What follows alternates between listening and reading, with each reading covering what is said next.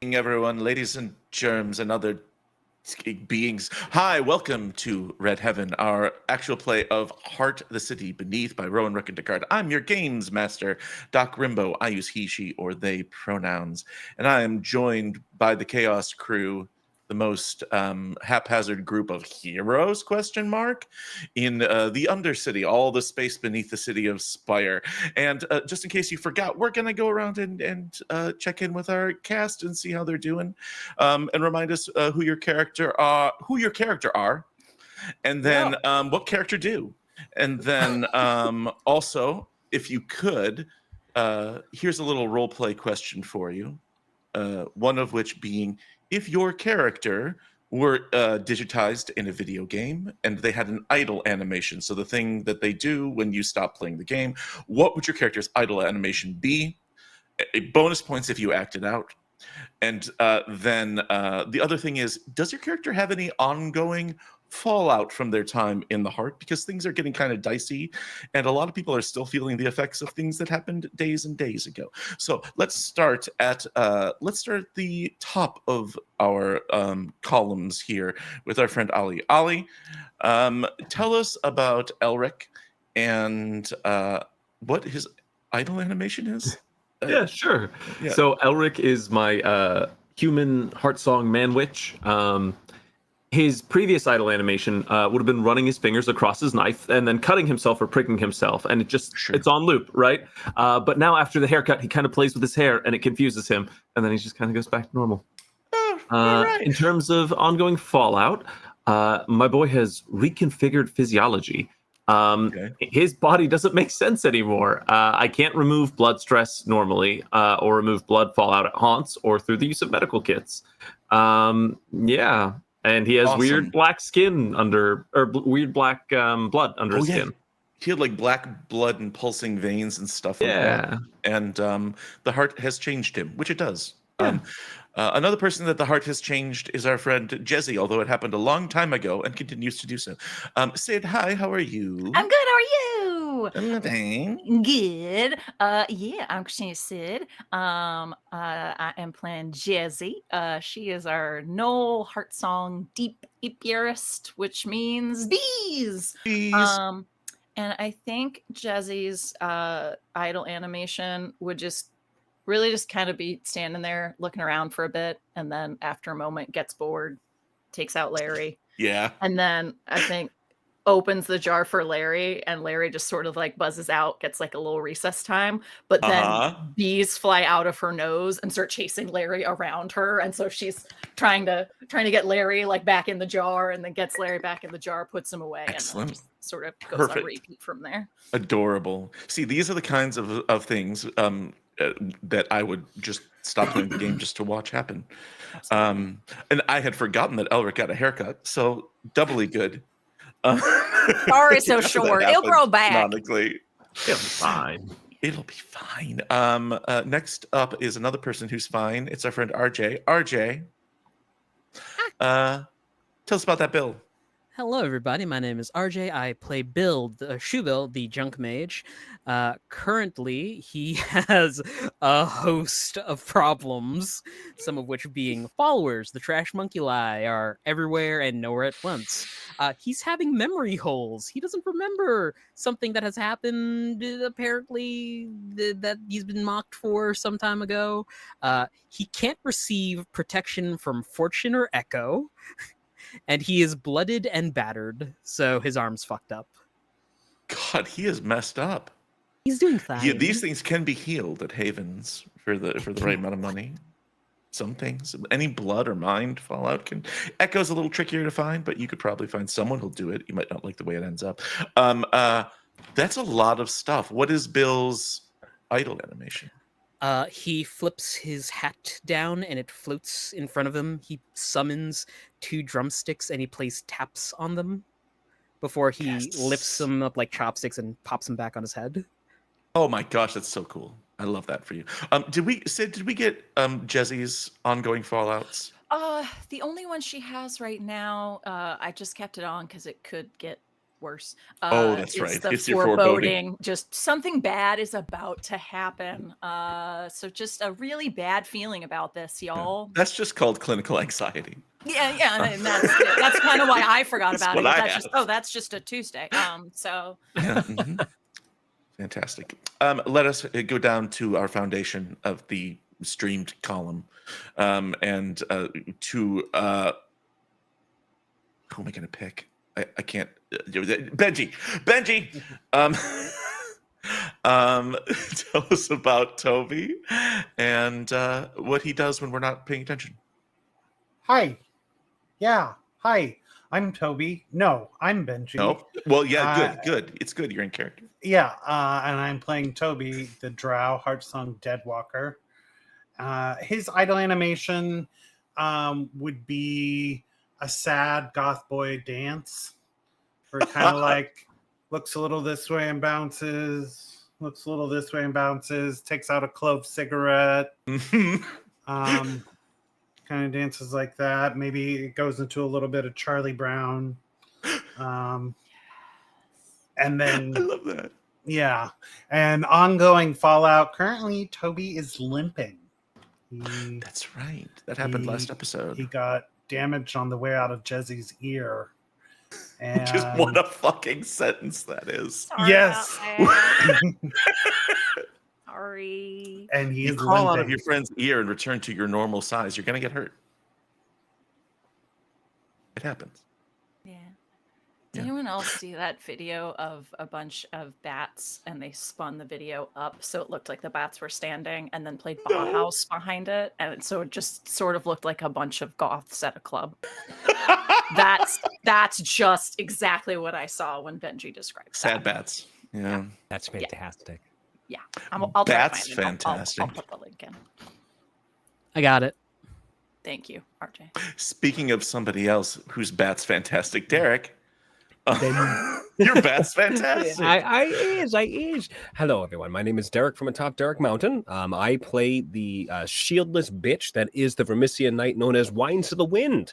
And my idle animation for Wines I can imagine would be a kind of hunched over, like draw in of breath, and then as he sighs and says this sucks, it's just steam that blows out of all sides of his armor and like out of his mouth. So I imagine it looks a little like this.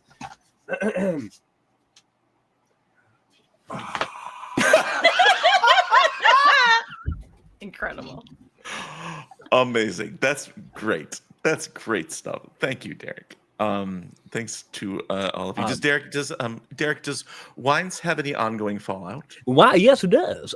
He has the clown. We are dealing with the fallout of addict.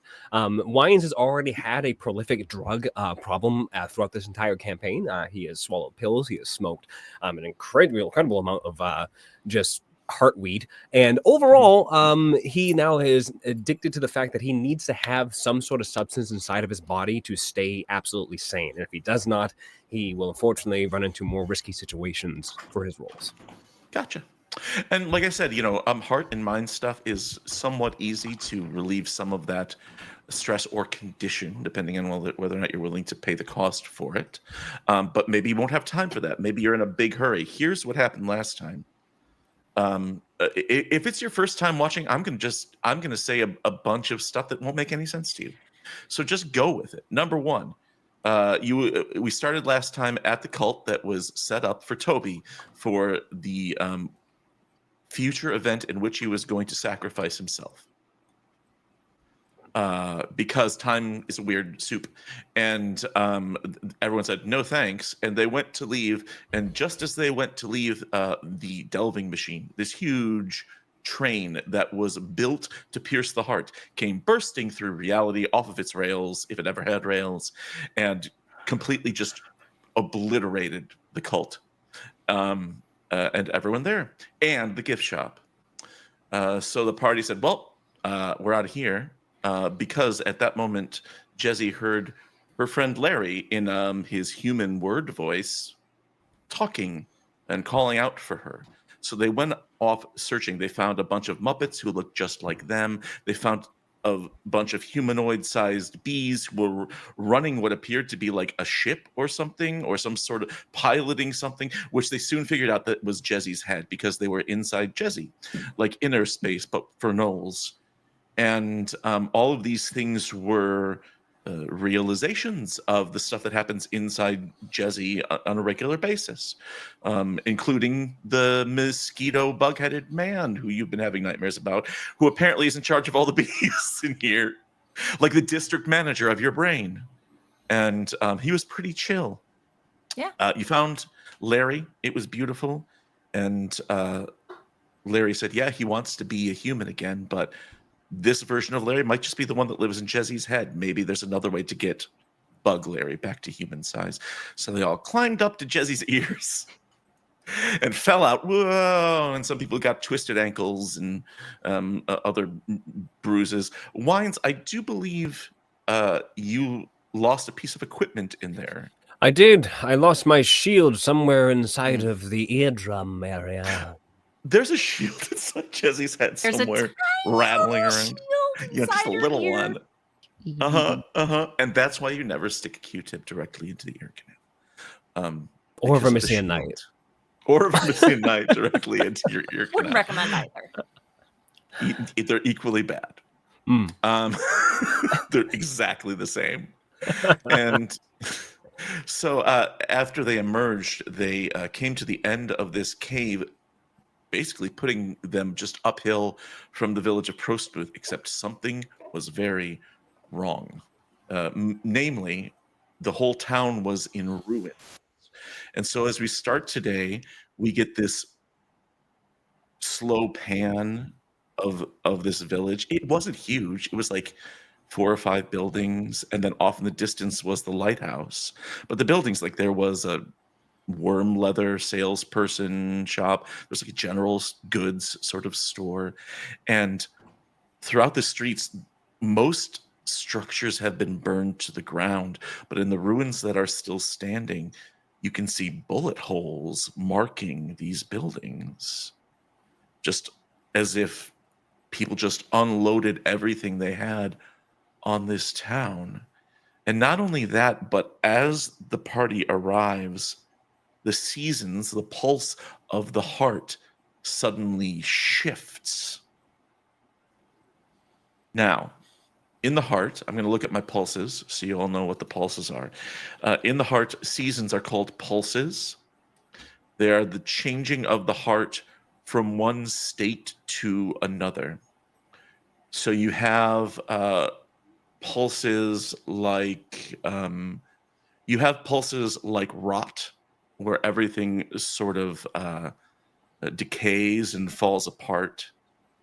But the citizens there will mark it as a way of saying time has passed. So you have rot, you have constrict, when the passages grow tighter and travel becomes more difficult. There's swelter, where it becomes extra hot and the beasts are angry. There's scratch, where the ghosts seek the comforts of the living. You've started this campaign during Scratch and talked with ghosts.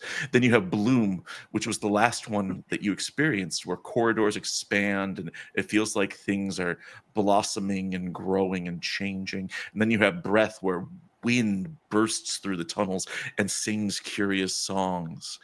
But this pulse isn't any of those. Every few moments, you can hear any sort of wall that you're near, whether it's a cave or a building or just a rock. You can hear like there's something inside it shaking it, almost like you're. Okay, the answer to this, I hope, is yes. Has everyone seen the Blues Brothers, the original Blues Brothers? Elwood lived next to the L train. That's what the season of Rattle is like. A train my early passes 20s, got by every few moments, like there's a train in the walls or under the earth, and everything is like a tremor, or the china shakes or whatever, but it all has this sort of like creaking, organic, groaning feel to it. And so this new season of Rattle is given birth. It comes into being, and everything shakes and then stops. And then we continue to follow the pan of the camera down to the lighthouse. The lighthouse took a lot of damage as well. There's signs, again, of gunfire, of fire, of broken architecture all around. But there, standing with its head hung outside of the lighthouse, is this enormous figure. He's a knight. He's not a knight in the same sense that Wines is a knight. You can't tell what order he belongs to. And for those of us who look at him for a little bit longer, you realize the reason that is because his armor is patched together from the armor or other belongings of people he's defeated. And none of it is Vermisian clad. And some of it isn't even armor. It's just stuff he's patched on, like a Vermisian knight would. But as you emerge and you get this slow walk through Prostamouth, trying to figure out what's going on, and you see him, Wines, he just turns and looks at you, and there on his pauldron, so on the piece of armor that goes at the top of the arm, enclosed in like this little plexiglass shield, is the chip. And he is standing there holding this enormous lance. And even from this distance, you can tell that he's larger than any one of you. You have to duck to get into the lighthouse. He's maybe 9 feet tall. And you can't see an inch of skin on him. It looks like he was poured into this armor. And he just sort of looks at you wordlessly and then slowly turns to face you. What do we do? Cast your chaos magic, babe. Cast your chaos magic. Thank you. That was a reminder from pre-stream. I would like to cast Unchaos, if I may. All right, tell us what Unchaos is, this ability of Jezzy's. I roll Mend and Occult to cast this spell. On a success for the remainder of the situation, it would normally be me and one nearby ally can treat all risky actions as standard, but I did upgrade that. Now I have stabilization, which Unchaos may now affect all allies within an arm's reach rather than just a single nearby ally. You're all clumped together. It could be everyone for the rest of this situation. And a lot of stuff that's going to happen here is risky. So well done. Unless I tell you it's dangerous, you'll just roll it as a standard going forward. So what does that look like when Jezzy does it? Well, let's see if it works. There we go. Come on. Yes, roll to see if it is successful. It is at cost. Woo-hoo! Oh, but no, it's a 6. Tell us when you do it a 6. Because I also have what is it called? You and your me and my goddamn bees. Once per situation, when you roll to resolve an action and you roll a 6, you may count the die as if you rolled a 10. And so would you like to count this as a critical success? I would. Excellent. So, I mean, physically, is it just like bee energy bursts out? Is it just like a warm glow? What is it? The way that it's described is that order itself crystallizes around her and at her feet. So I kind of like the idea of we're like walking through the street. Maybe it's like cobblestone. Maybe there's like a bunch of shit on the ground, but like everything around her does one of those like satisfying videos of like lining up perfectly and like everything clicks, like all sizes line up together and together, and if like a piece of wall was off, it just like clicks back into the wall. It definitely snaps. You've got a snap grid going on here, and everything starts to feel, and you all as Jezzy casts this, you feel something in yourself snap into place, like determination.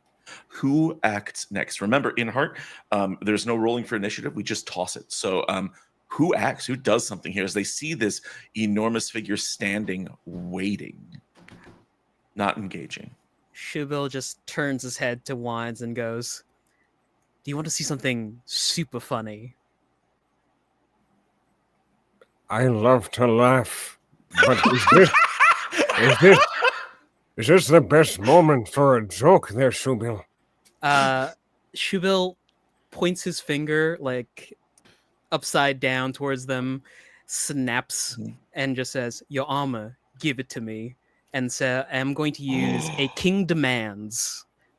Once per session, you can demand that a target holding any item gives you that item, and they must obey. Oh my gosh. Okay. Now, I'm going to push it.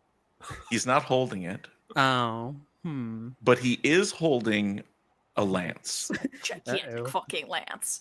So he starts walking toward you. And even with that spell under your command, it's a little bit unnerving as he starts like walking in your direction towards Shubil. Does anyone else want to act before he arrives? He's sort of walking across this rocky, pebbly shore. Please, I'm just a little guy.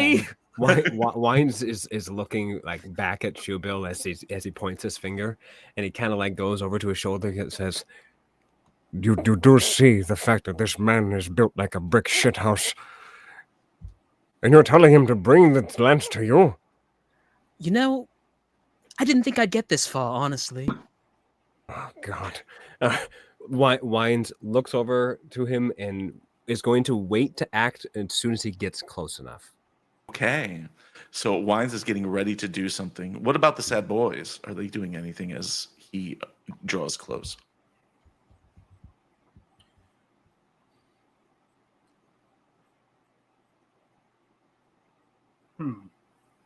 Maybe just being sad? I think we're all reviewing our sheets and going, I have a shit ton of abilities now. Toby, do you have anything you want to do? Most of mine is reactionary. I think Toby just takes a step back and looks to Wines and is like, Wines, how are we playing this? What does Wines say? Wines turns back. I'm getting what I want. And looks back up to his approach. And do we have like this echoey callback to that prophecy that Wines heard back at the cult? It was at the throbbing of a pulse never before known, the fool made his way home. And when he appeared there under a blood sky, and it's red here, he found the things he had desired most truly. Restitution, so what's his? And a quiet end.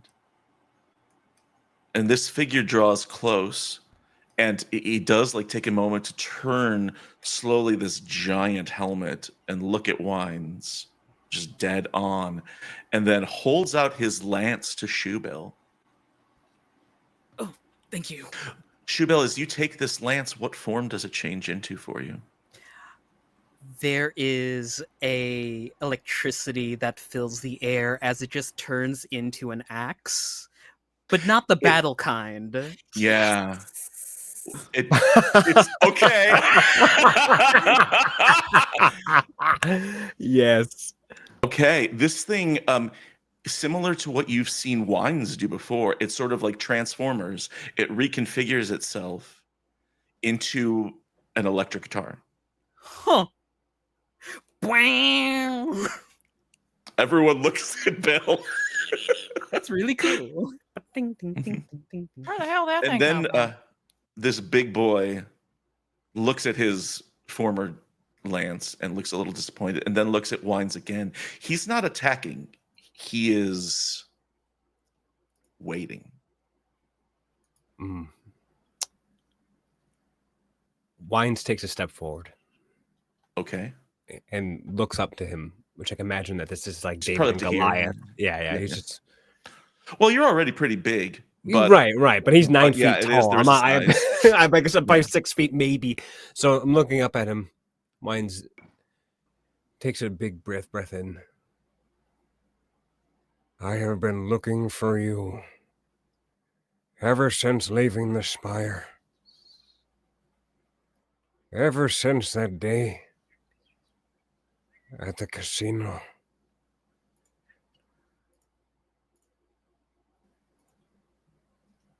I have journeyed far. I have seen much. I have lost many things. But today, I stand to lose a little more. And he kneels down and he pulls out spare capacitors and wires. He pulls out a rebreather. He pulls out train guts he grabbed from the train from down below before we got to Wormy Place. Mhm. And then he pulls out a Talame Bay knife and he stabs it in front of it.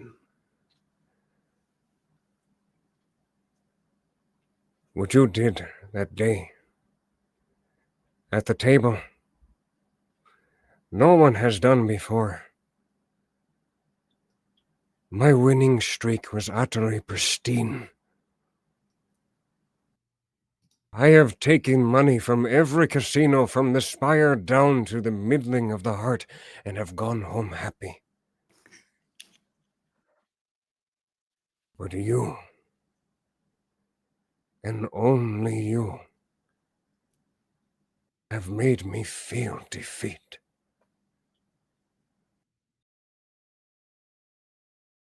I come to you. And he takes off one piece of his armor, puts it down. Takes off one more piece of his armor, puts it down. Both of his pauldrons. You took everything from me that day. All of my physicalness. But the only thing that you haven't taken from me is my heart. He then stands back up. I have brought you gifts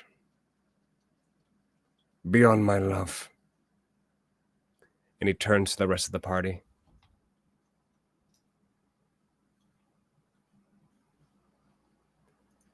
Give him your shit. Say what now? Excuse me? You heard me. Wines, you feel an enormous hand on your shoulder. Your bare shoulder. Mm. You're a bear now. You're a bear. No, and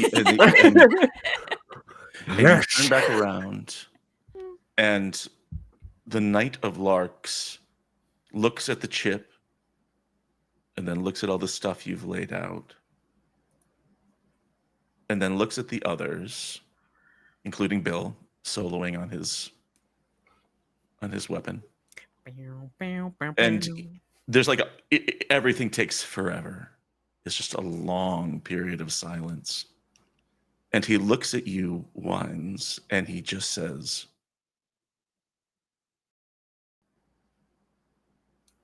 and shakes his head no. And then he turns and walks maybe 5 or 10 feet away and takes both of his like enormous hubcap sized hands and just like flexes them and then gestures to you and then Well, if he doesn't want my love from my heart, then I'll beat it into him. And he turns, he picks up the Talame knife, and he puts he puts it in his back, and he walks. He picks up his pauldron, puts it back on, and starts walking forward towards him. He, just like a very strong walk. He's not even waiting for anybody else's consent. He's just walking towards this man. just strides toward him. Cool. All right. Oh, I've just put on Jesse. action music. son, get my damn shield. That's a great Ow, ow, side ow. quest here. It's like, yes, Jesse has a shield in her head. He doesn't have a weapon either, but he has the size advantage. I'm not saying this is a strictly one-on-one fight. Y'all can do whatever you want. But right now, the Knight of Larks wants to have he wants you to come at him and take it. RJ, shut up. Hmm? Mm. Why don't I you heard watch me now? everything you said in your head. Shut up. No. It's very sexy. If this is the way you want me, Knight of Larks, then this is how you shall have me. Okay, what do you do? Wines is going to he is going to utilize his ability called Overclock, where his Vermician and plate armors you see like as he's walking up, and I can imagine just straight JoJo walk as he's walking up. You see his armor like kind of expand, steam comes flying out of it, and you can see like almost like his armor is rattling itself. It's just looking like it's charging up, and as he gets closer and closer, every step he takes, it's just endless steam popping out of his feet. You've never seen Wines with a certain amount of determination on his face. Well, because he's wearing a mask. Moving forward. Whoa. And I'm going to is he putting his hands up? Is he He has his hands up in a combative stance. All right. As if expecting you to attack him. Hell yeah. All right. Well then I'm going to utilize that ability, and I'm going to run after him with my knife, my knife with my fist, and I'm going to run, and Wines jumps up into the air and goes to punch him straight into the face. Like the steam just kind of billows out of his feet, and it gives him like the ability to jump a little bit higher, and you can hit him right in the face. Absolutely superior. So here's what I'll let you know, and all of you, this applies to everyone here, so it's good for you all to know. As you know, enemies also have resistances, just like delves do, that you have to work down, which you could think of as hit points, but it doesn't really mean the same thing. Here are the pertinent information pieces for the Knight of Larks. He has a resistance of 14. So you have to take him down 14, whether it's through hurting him or not. You have to whittle him away. He has a protection of 3. So anytime you hurt him, the first 3 points against his resistance are sucked up. They're soaked. So keep that in mind. It's from all that armor and other stuff too. But otherwise, he's just ready to throw down. So Derek, what kind of roll are you making here to try and hurt this boy? Well, I have to make an immediate attack after utilizing Overclock. So that is the immediate attack, and it has the brutal tag on there. I take 1d4 of stress fortune as I push my luck and strain the engine. So I'm going to utilize the minor aspect of that and utilize momentum. So it's a lot of that jump off. So I can add a trusty tag to a delve roll utilizing the brutal tag to an attack. So yeah, we're going to go ahead and give him a big old punch. The brutal tag is a tag for weapons. That means, let me look it up. Brutal means that when you roll against an adversary for stress, so when you like roll your damage or whatever, you roll 2, you roll with advantage, and you take the highest one. If you manage, it also stacks. So if you get brutal more than once, you would roll 3 and take the highest one or whatever. Brilliant. All right. Kill technology. This would be a kill technology. Sounds great. Okay. Yeah, fantastic. You're definitely punching this big suit of armor, dude. And this is at a standard, or technically because I have no drugs. It would be risky, but now it's standard. Risky it is. Thanks to Jesse. Let's hit this motherfucker. That is a failure. It is. Why did it take the lower one there? Risky. But it should be standard. Risky. Oh, it should be standard. You said it should be so standard. It should be a success. Well, I'm not near the party anymore, right? So wouldn't that technically only step forward? He only went forward a couple feet. It still counts? Yeah, okay, you're good. Yeah, it's anyone when Jesse like casts the spell. Yeah. And you were near her when she cast the spell. So we'll say that's an 8. That is a success without stress. So go ahead and roll me that damage dice, that brutal stress dice. Roll with advantage. So roll 2 of them and pick the higher one. Brutal stress dice. So you're just like doing stress, whatever the stress is for your fists. I'm guessing it's a D6 probably. A D6, yeah. So roll 2 D6 and take the higher. I did the shield door, same thing. It's 6. I mean, it's going to be a 6. Okay. Yeah. So you launch into him and just boom, 6 points. The first 3 get soaked up, so he goes from 14 resistance down to 11. Now we're going to keep it moving real fast. Derek, who goes next? Let's go ahead, and we have Shubil, who's literally playing a tune right now. Let's see what that goddamn riff be riffing, brother. This riff. It is a extremely loud power chord as he casts Frenzy of the Sky Court on himself, so he can mask up. I'm choosing Kill as my skill tag from Temporary Perfection. Yeah. Ooh, boyo. Yes, you are very good at that now, huh? Yeah, I like evade occult. That's a great combo, and that's a 10. So success without any stress. So whatever your outgoing dice size is, you get to increase it by 1. Yay. How much damage? If it's a D6, roll a D8.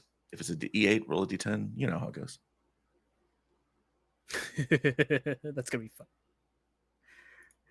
Next, I guess I'll say one of the sad boys, Ulrich. Okay. Did you have stress dice to roll there? No, it's just Deal. a equipment sort of dealing. Oh, like sweet. Okay, you just a look buff spell. badass doing it. Awesome. Next turn. Next turn you can increase your dice. One of the sad boys goes next.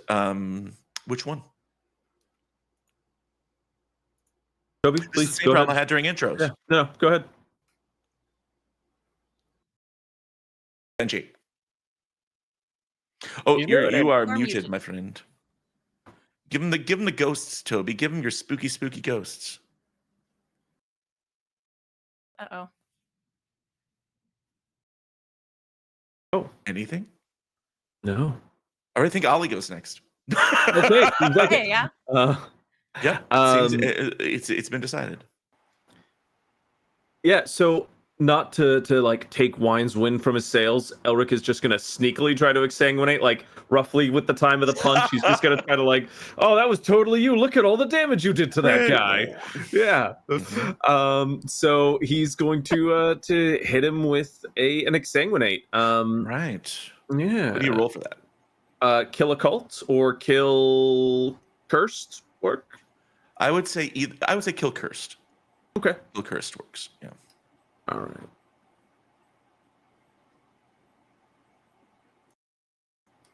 Success at a cost. So it is All success.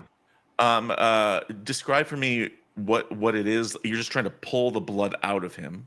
Yeah, Yeah. so sneakily, like when he gets punched in the face, I'm just gonna try to draw blood out of the knight's nose just Okay, from a okay. distance, just real quick. Just oops, look at that! Oh my God, you Alright, bloodied his alright, alright. nose. Yes.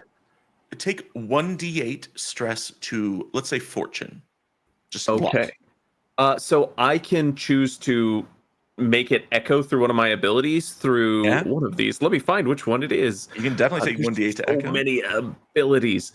Anyway, yeah, it's 1d8 to echo is what I'll take it as instead.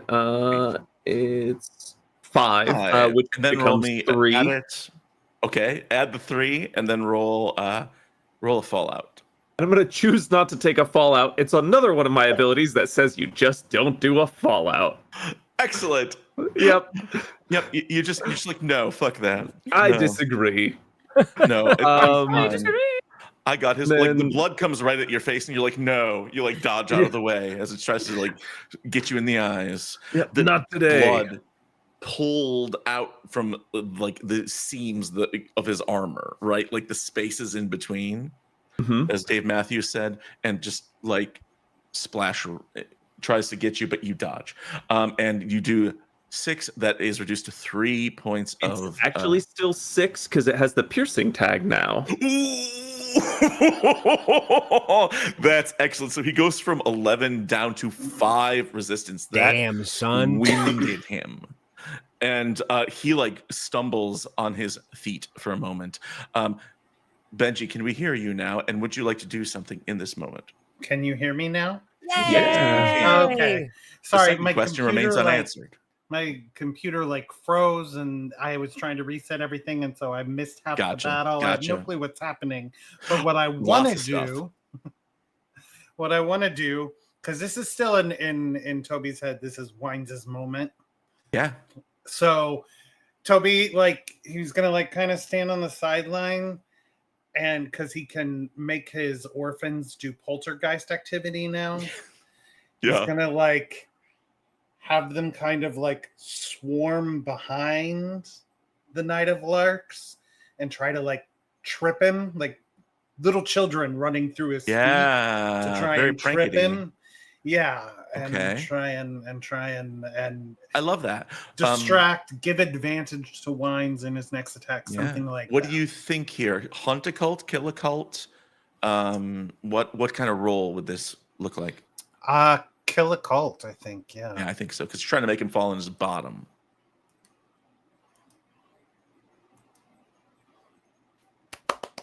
Whew, a success with no stress. I say that this is good for a D6 worth of stress against his resistance. A 5. The rolls So today. he still goes down 2. He only has 3 points of resistance left. And Jezzy, you're up. Look, I know everyone's trying to give Wines his due. Had nothing in the gift shop. Not true.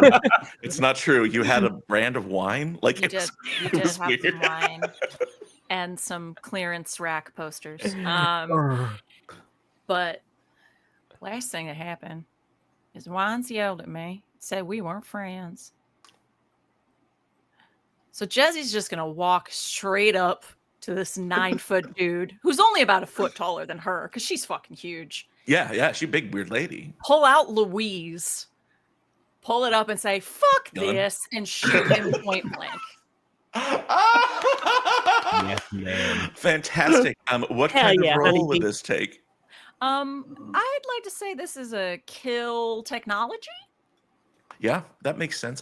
And this big gun that you stole, the gun you stole, Yeah. does it have any tags that would come into play here? Oh, yes, it has point blank. Point blank is great. Yep. So if this goes off, then And you increase the step die by one step, the stress die Yeah. by 1 step. Yeah. So yeah, fingers crossed. It's a very nice gun. Yeah. Oh, here we go. Roll it. Oh, That's a failure. A 5, a 3, and a 3 means that's a failure. And so you go up to do that, and instead he pushes it to the side and he punches you in the face. okay. Which is, he doesn't have a weapon. It's so he is going to punch you, and you take 4 points of blood damage. I gets you also right in the nose. have a cool thing that lets me move any stress to echo, which I'm also going to do. So I'm I gonna love move the idea that he's going to punch you in the face, and then your face reforms in heart horribleness to make it an Yes. echo damage instead of 100%. yeah. Just a lot of bees buzzing around, just very Yeah. quickly. He pulls it out. He's got a rebuilding things. fistful of bees. Yep. And then he looks at Wines. Wines, we're back to the top of the round if you want to go first. Do I need to roll? struggling. Do I need to roll Fallout for Oh that? yeah, Fallout, yes. Please. Please. I'm good. No Fallout for Hey, Jesse. yo, there you go. I'm going to roll my 1 die 4 of fortune fallout because I didn't do that last Okay. time. So I have 2 for fortune. Okay, and do me a Fallout check for your fortune. Yeah. A protection of 2. Oh, right on. Well, So you didn't take those 2 because you have a protection of 2, yeah. but you still take major Fallout. I think I need to pick this. And you said this is fortune. Is that what we decided? Fortune, yes, sir. Oh, the Fallout of fortune. Yes. Yeah. Top draw. Okay, I think that this major Fallout for fortune is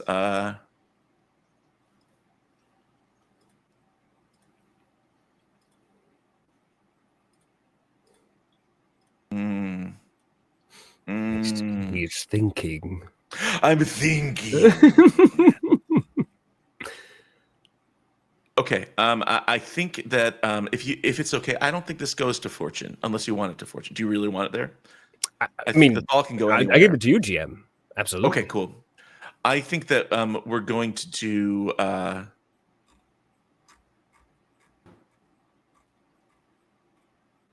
Yeah. I think that upon landing this punch here, or whatever, and then he turns back to you and he punches Jesse, and then with his other hand, basically, as your fallout, he's going to take it and just like punch you in one of your exposed regions where you took your armor off. Oh. Right? And so what we're going to do is we're going to give you a critical injury. It's a blood fallout. And I pick a skill you have access to, and you no longer have that skill. You no longer have kill. Oh God. Right. He I'm he goofy. punches you and like he brings his other hand around, this big meaty hand, to your other arm, and you can hear your arm break as he like collides with it. I'm imagining like Vegeta when he gets kicked by Android 17. He's just like, "Ah!" Just fucking- Yeah. So you can't use it's ongoing. You can't use kill. This is just a critical injury, is what the name of it is. It's similar to Jezzy and losing all her blood, but it's not as cute. It's a little gross. All right. It is still your turn at the beginning of a new turn for you. So, what do you yeah. want to do here? After getting punched and breaking my goddamn arm, Wines like retracts, holding his arm, looks back at Jezzy after seeing her get punched and seeing her recover from it. It looks at her with like this worried look. Fuck off, I'm fine. I'm about to jump into your ear. I need that damn shield. He turns back around to the Knights of Lark, and he's going to jump in front of Jezzy in her recovery and use his skill Get Behind Me. Oh yeah. Okay. So that means Jezzy gets +1 blood protection. correct. And once per situation, you can also remove stress from an ally. Apparently, according to that. Yes, but for 1d4 blood or mind stress from a nearby ally. Can I do that right now, DM? Yeah, sure. I think Don't that's use it fine. on But me. you can't use do it on again throughout this fight. somebody else. Yeah. Whoever's got blood or mind stress. I don't know if anyone. Who has an incredible amount of either? I mean, Jezzy got punched in the face, but then I only she have had 2. I the 2. only have. I like 2. my mind where it is. It's at 4, so my ravening knowledge procs and gives me I'm mastery. staying crazy. I'm staying crazy. All right. Then I would give it to. I think Jesse's the only one who has Yeah, blood. I and mean, mind. I don't have It blood. doesn't, I 'cause think she has the Benji protection. does, right? Because Benji's limping. Benji is Sure, limping. you could heal Benji's limp. I'm going to heal Benji's limp. Okay, we'll just say that works. So, last, let's see. Armor against smoke test. There's only one ally. 2 blood protections and 1. Yeah, it just works that you remove D4 blood stress from. We'll make up a new one, where you just sort of like put that shield down and then like look at Benji and like just like the Fonz with a jukebox, just like hit him on the knee, and it's like, oh, Jesse, or oh, Toby, your knee's better. Oh, he fixed it. Okay, that is your turn then, I do believe. Who else acts? Who goes next? We could go same order and jump to RJ if you want, or it's up to you, Derek. Let's go ahead. Mad. Jesse's mad. Yeah. Jesse's mad. I'll give it to Mad Jesse. Jesse. You go to Jesse right now if you want. Jesse, it is. All right, Jesse, be mad. Do violence. Okay. I'm flavoring this as smacking this guy. But I'm not really trying to smack him. I'm just trying to touch him. Okay, but it's a smacky kind of touch. Because I now have something called. There's too many of these guys. There's too many of them. I have something called annihilation, which is that my body is unheart. It burns through the parasitic world of meat and bone.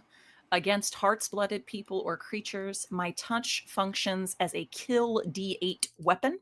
Ooh. Against any other targets, so non-heart's blood people or creatures, it functions as a kill D6 weapon. It's fun because this also gives you information. Uh-huh. And that information is, as you reach out and like try to like unmake him, you look for like an opening in the armor. It reaches in there and does kill D6. Okay, so he's not heart's blooded. He's not heart's blood, which means he wasn't born here. He didn't come out of people who have lived in the heart before. He's came from somewhere else. So this, I think you still need a roll here. Yes. Yes. So I have to do. Let me see.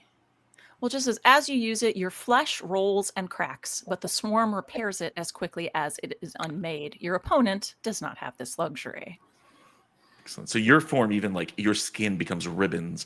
It has like weird bees and energy leaking out of it, but then the bees quickly remake it as soon as you suck the life from him. Yes. I guess I'll do a kill. What do we do here? I mean, he's covered in armor, so Yeah. I could do kill technology. Yep. Does that work?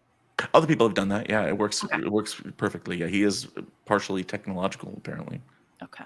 Roll better. That's Roll dice. better. That is better. That's an 8. A success with no stress. Go ahead and roll me that D6.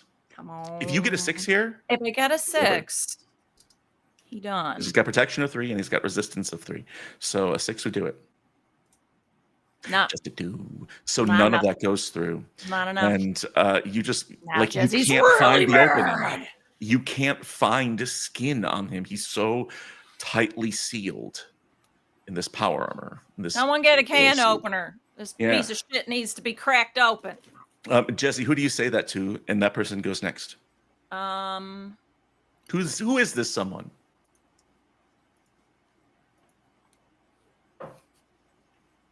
Benji, give us something. Do something, Benji.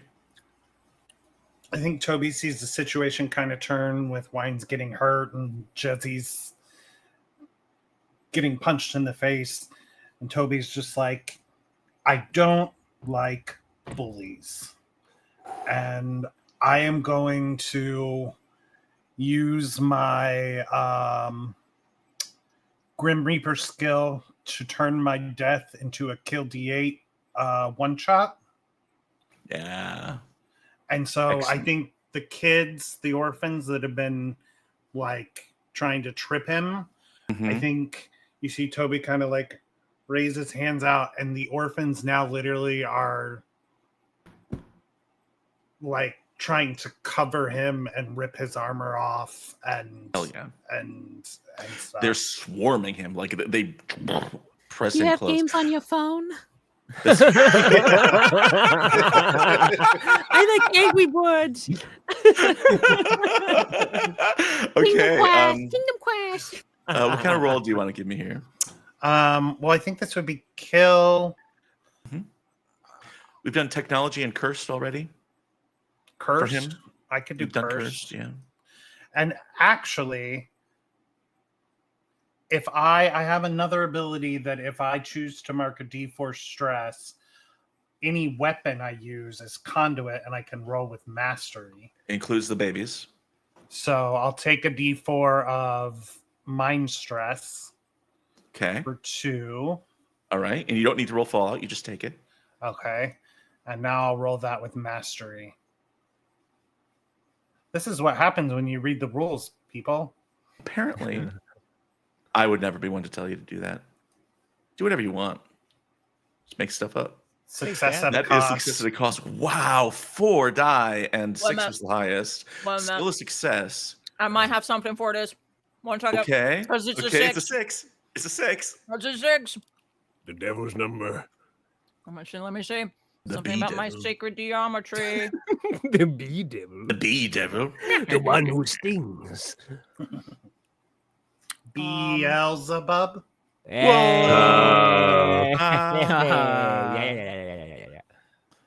Whoa! Oh, no. This is rolling to inflict alas. stress on a delve or an adversary. So, Well, I think if you took that D4, did you take it to mind? Yeah, I Benji? took 2 to mind. All right, you're going to take another D8 to mind. So 2 more. 2 more. And then And- you'll roll Fallout for me. As the orphans, something happens here, and the minor Fallout will describe this. But something happens where you, encourage, command, steer the orphans to like swarm him, to like push in close. And as they get in close to him, they hesitate. There is a weird vibe where it's like they don't want to touch him, or they do but they don't. There's a conflict inside the orphans, and you're not sure what it was. And what that means is, I'm gonna say, it leaves you vulnerable. Is your minor mind fallout? Vulnerable. You can't use mind protection ongoing. You feel small, shaken, and scared. The orphans aren't working. Okay. So that success at a cost, I don't get that D8 kill shot. You do get that D8 kill shot. For sure, but you are also like weirded out by this whole thing. 4. So they do take one. One goes through. Okay. But it's just like a few ghost orphans are braver than the others, and they do get some shots in, and it like takes, but he stays up. Okay, I think we have Shubil or Elric. Who do you want to toss it to? I gotta go with my fellow sad boy. From one sad boy to another. From Justin to Kelly. Elric actually gets over near Shubil, and he's actually eating out of his popcorn bucket. That's like the Sad Boys themed popcorn bucket, and he just offers Shubil some popcorn. He's just. Is there like a holding your action kind of thing? Can I just wait to go after Shubil and just feed him popcorn? Yes. He's shredding on a guitar, so I will actually feed him popcorn while he shreds. Okay, so just out of turn, you are giving Shubil a snack. Shubil, there's popcorn in your mouth, and you're playing the guitar. What do you do? He stops playing the guitar, reaches into his jacket, pulls out his gun, and shoots him. While munching popcorn. Someone call for a can opener? That would be... I have kill. Would be kill cursed. Yep, that would work. Okay, kill. This whole dude's fucking vibe is cursed. That's what. Mm-hmm. Nice. Success. I'm going to tell you right now, a protection of 3. He's got a resistance of 2 left. I mean, you have to roll a 5 or higher, and your outgoing stress die goes up a size. So D10. A D10, and you have 50-50 chance of ending it right now. Come on, gun boy. Hey, just barely. I love that just as this happens, we lose RJ. Oh, I'm here. Fantastic. Thank you, Internet, for being... We can see him. I can see You him. can see him? I can't see him. Yeah. I'm popped off, here. but now now he's back back. on. Now he's back. That was weird. Okay. Kill cursed, a 10. Roll me that D10. Looking for... Oh. So you level this right at his chest, and as you do, like you're munching popcorn, and you see that like there's one loose rivet there, and so you just like knock it to the side and stick the gun, just pull the trigger, and he gets like thrown back, and he stumbles back against the lighthouse wall, and then he just sort of like sinks down to the ground and is like breathing really heavily. Is looking up at you, and you're out of combat. You've down his resistance, and then he starts like reaching up and like undoing the clasps of his armor. Jezzy literally steps over this motherfucker and runs toward the lighthouse to find a highway. Okay, great. I love it. You push past him. You run towards the door of the lighthouse. I will hand Wines my second pistol just in case he needs it, and I'll go help Jesse. Wines takes it in his good arm, his hand, Mhm. walks over to him as he sees him taking off his armor. He just kind of like he takes the butt of the gun and beats down his hand from taking off the armor, and he says, You lost the bet. I bet love. You bet disdain. takes the gun and shoots the plexiglass that the chip is in to kind of break the It bursts open. The chip comes tumbling out.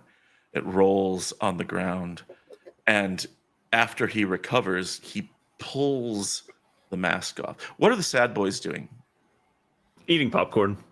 Okay. Yeah, I think job well done. Toby just goes over and is like, Can I have some? Yeah, no, please. Oh. It's still quite fresh. Yeah. Oh, yeah. In something that is legally distinct from Star Wars, a bunch of steam hisses as like he undoes the armor pieces and like pulls off the mask and whines. You look down at someone you recognize. Jezzy, you burst into the lighthouse. And Howie? you're looking here and there, and you're seeing a Howie, and then you hear a voice next to you go, "Yes, what's the matter?" Oh! God damn it. Are you all right? "Yes, I'm fine. I The- was standing next to you for about 5 minutes there. I was. You didn't Very help. quiet. Yeah, I know. You're very quiet. The entire town got demolished? What the hell Weeks happened? ago. Weeks ago? You have been gone for a month. Or however we measured that. We literally just went up. Fuck. Just after you left, a caravan of people came through. Weapons dealers. Big no lady? Uh-huh. Son of a bitch. They were Call the me ones back. who took the place down. The knight showed up later. What'd he do? Pounded on the door. Didn't say anything. Awfully quiet. He just pounded on the door and hung He's around been outside? here for about 4 days, waiting. Well, I think he got whatever he wanted. I'm not sure. And then we pan back outside. Wines, you look down, and there are lines on the face, and you can tell that there's like arcane technology that's been used to both like increase their size and also maybe keep them alive, because the face that you see is yours about 60 years into your perceived future. He is ancient. Wines isn't young. This man looks like if he were left to his own devices, he would be dead long ago. But he looks up at you with just this look on his face of resignation. And I don't know if you've grabbed the chip yet, but I think if you have it, he would grab the chip and pick it up and hand it to you. Yeah, I haven't grabbed the chip yet. As soon as I shot it and he takes off his helmet, that I wouldn't even, Wines wouldn't even reach for the chip anymore. He's just making eye contact with himself. And he sees the chip, but he's looking beyond the chip now. He's staring at the Knights of Lark. Or ancient wines. How can this be?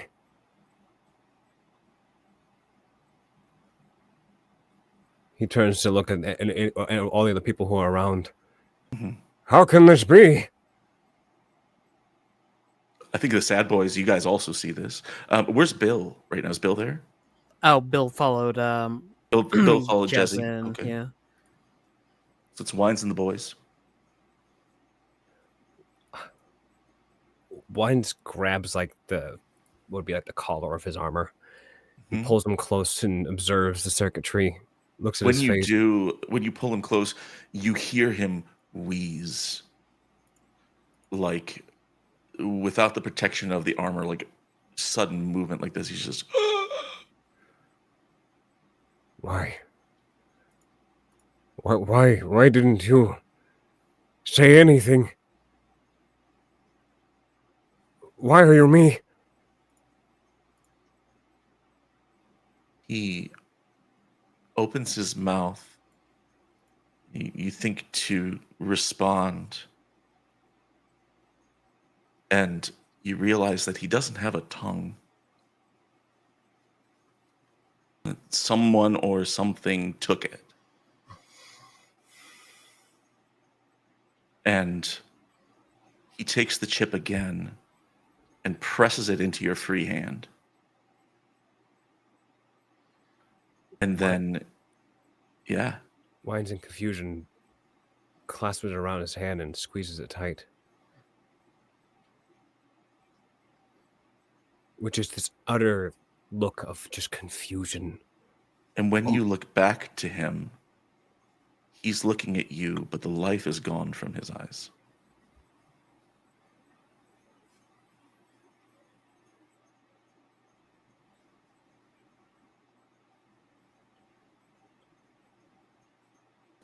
And then you hear something. It's kind of similar to a bird song. It's very like, sometimes birds have that sort of haphazard melodic structure, right? Where like, you know, like it's almost like jazz sometimes if you catch them on the right days. And it's kind of like that, but it's a little bit more like digital, and it's accompanied by these weird like swoops and you know, and this like wristband on one of the arms like flickers, and a hollow projection appears like just above the plate on his arm. And looking down, you can see a face of an Aelfir. The reason you know it's an Aelfir is because they're wearing a mask. In the city above, Aelfir wear their masks all the time. They have different masks for different occasions. It's a very important part of their culture. And this specific mask it's almost like most of it is a burlap sack, which is scandalous, unheard of. Who would wear such a thing? Except around the one eye hole, the right eye is the only one that's open. And all around the socket are these jagged crystals and broken mirror fragments sticking out, framing the eye. There is a picture in your journal of Brightness Sears the Eye if you want to take a look at him for yourself. But he looks up and he says, "There, is it finished? Did you get what you wanted, Wines? Our deal is complete." Our deal. I get the map. You have the night delivered to your doorstep. You son of a bitch. Rami, is that you? Oh, please. Rami is a name that my friends use. My full name is Aramos. Lord Aramos, Brightness Sears the Eye. What a complicated situation you found yourselves in. Now, to be clear, my people had nothing to do with the village or what happened there. I'm seeking to help you. I'm fulfilling my end of a bargain, and if your friends are open to it, I have further offers. And as he's like speaking, you can see behind him, it almost looks like the consoles of an air traffic control tower. But there are these weird mutant figures moving around, fiddling with all these buttons, half of which are like organic growths and weird silver spirals and other stuff. And they're all very busy behind him in this moment. And he says, "For example, is Elric there?" Wines immediately snaps his head over and to look at Elric. And Yes, he says with a mouthful of popcorn. Get your ass over here, hungry boy. He hands the popcorn bucket to Toby, and he just kind of casually walks over there. "Elric, my boy, I know that it weighs heavily on you to have lost someone so important. Maybe equally as much that you cannot shuffle off this coil, so to speak.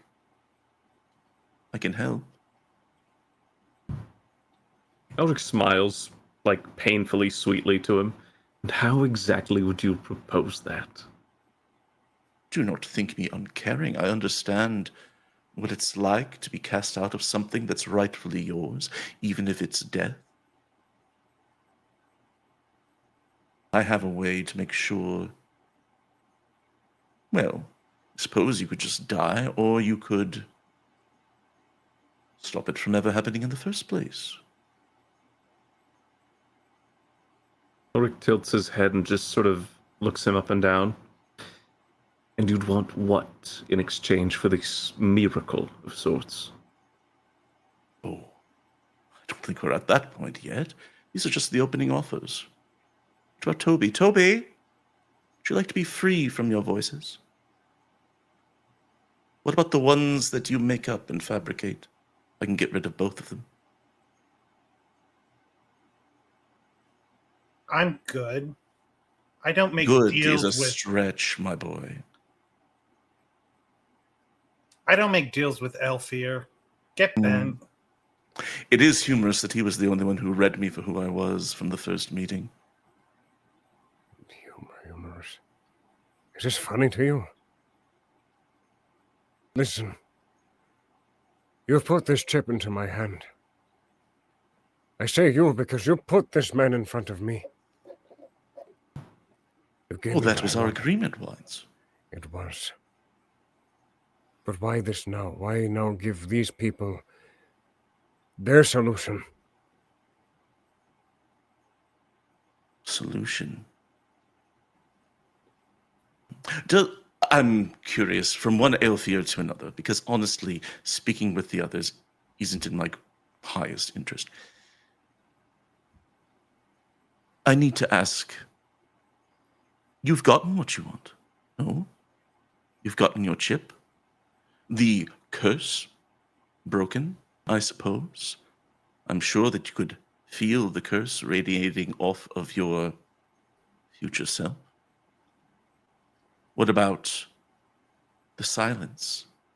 He enjoyed a good 30 years of silence in my employ. He knew that somebody had to win the chip from you to move things forward to where they need to be, to a place where I can restore and make things right and get them back to how they were meant to be. He saw my vision.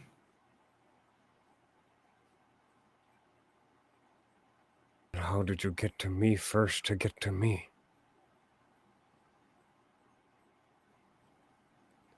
Wines' world is like kind of collapsing in his mind at the moment, where it's just like the lack of drugs and everything else, the broken arm. It's just madness to him at this point.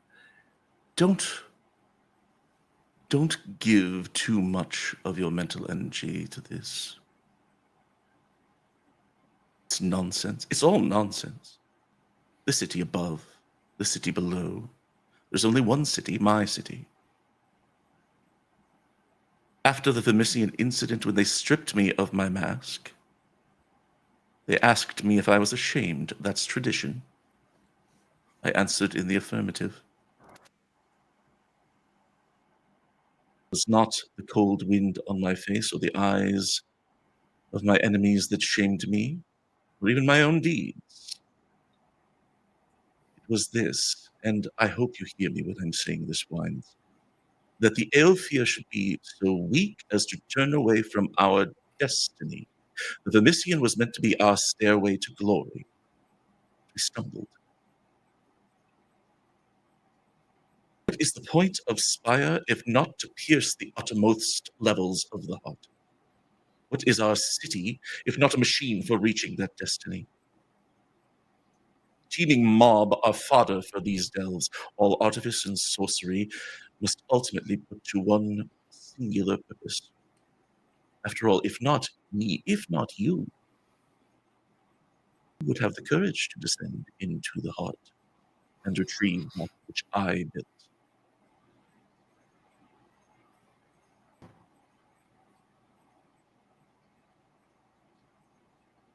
Our failures is your success.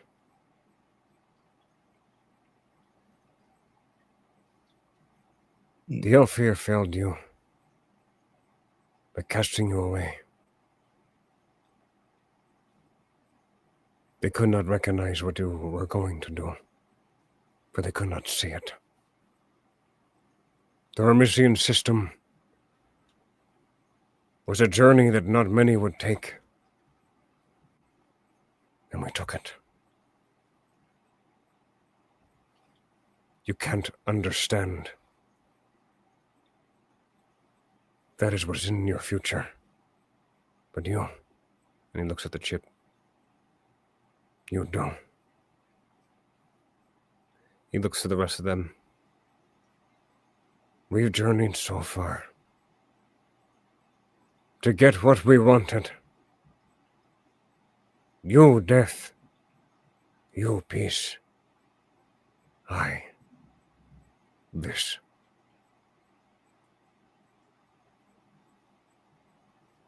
The Elfir failed all of you, but he is the solution.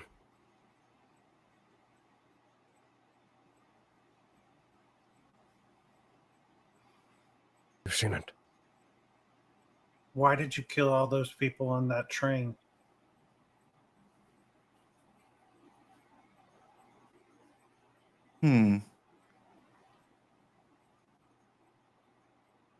Well,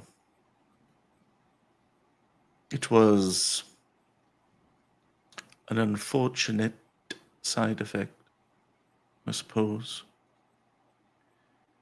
The sorcerers, the Gwynar Darcy,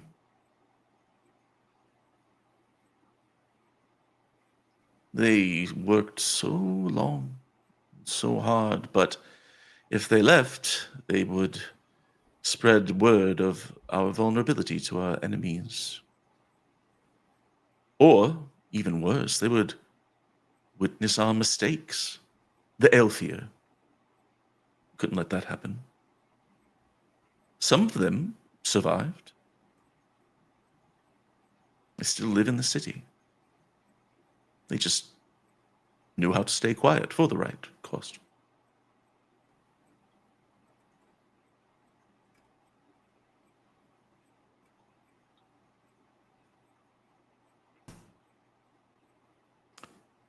Well, let's see. I think we've established that I can help you change things. I can satisfy your wants. If you see Mr. Boot, Shoe Bill, tell him that I've already paid off half of his traffic violations and other accumulated offenses. I could do the rest with a blink of an eye. What about Jezzy? She really wants that bug to be a human again, doesn't she? The best I can offer is, well, what I'm offering all of you. A solution.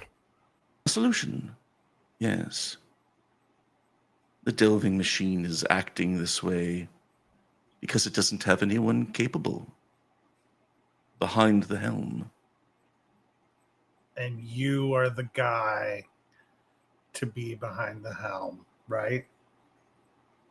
Makes sense. I was the one who conceptualized it. I was the driving force behind its construction, and then I was stripped of my office before I could, well, succeed at the task that I created it to do. An Elfir with the power of all time and space behind him. What could possibly go wrong? I sense a note of sarcasm, and I won't tolerate it again. If you could turn me away from the boy. You should not be rude, Toby. This man did what the Elfir could not do, what the Vermisian could not do. It's half of the reason I'm all able to be down here. Don't you see? After all of this, you still trust him? It's not a matter of trust, Tobias. It's Toby. a matter of wisdom. Our friend Mr. Wines to the Wind, has been around long enough to know which side of the bread his butter goes on. The bread of reason. The bread of reason. My proposal is this. Did you just do this for bread of reason? You dick. RJ and I did it at the same time. The bread of reason. My proposal is as follows. It's simple. The errors of the past can be corrected. We have the means. The Vermissian can be perfected. We can restore order to the city above and the world beneath. So, people won't ever have to go to the heart again. I can build the system in a way that provides them with all the temporal rewards they could possibly want. The heart is people's home. People were born here. People build communities and spend their entire lives here. I would wager that I've been to the heart more often than any other Aelfir, at least any other Aelfir noble I know of, and you can't say that with a straight face and say that that place is anything like a home. It is the writhing chasm of fury. It is a center of unmaking. It knows no rules, no boundaries. It is dangerous. Cultivated madness. Cultivated madness. Think about everything we've seen. A train station that tries to eat you. A city with a hole so big that you couldn't see inside of it that people built homes around. Entire religions based off of it. Why would you want to live in a space like that? Yes. It's ridiculous. Now, listen, if you'll help me by locating the machine, by clearing a path, you'll be rewarded. Wealth, status. Wines, how would you like your own noble house? A new one.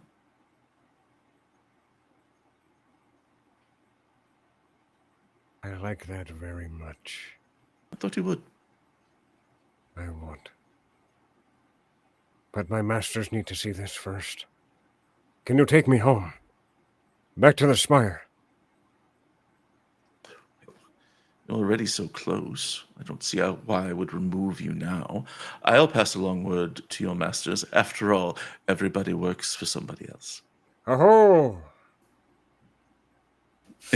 And he says, I'll give you some time to think about it, but keep this in mind. If you don't act soon and, well, find the machine, I might get there first. And then the signal goes. Was that Rami I heard? Flip it back. Wines looks to both the sad boys. You're all fools.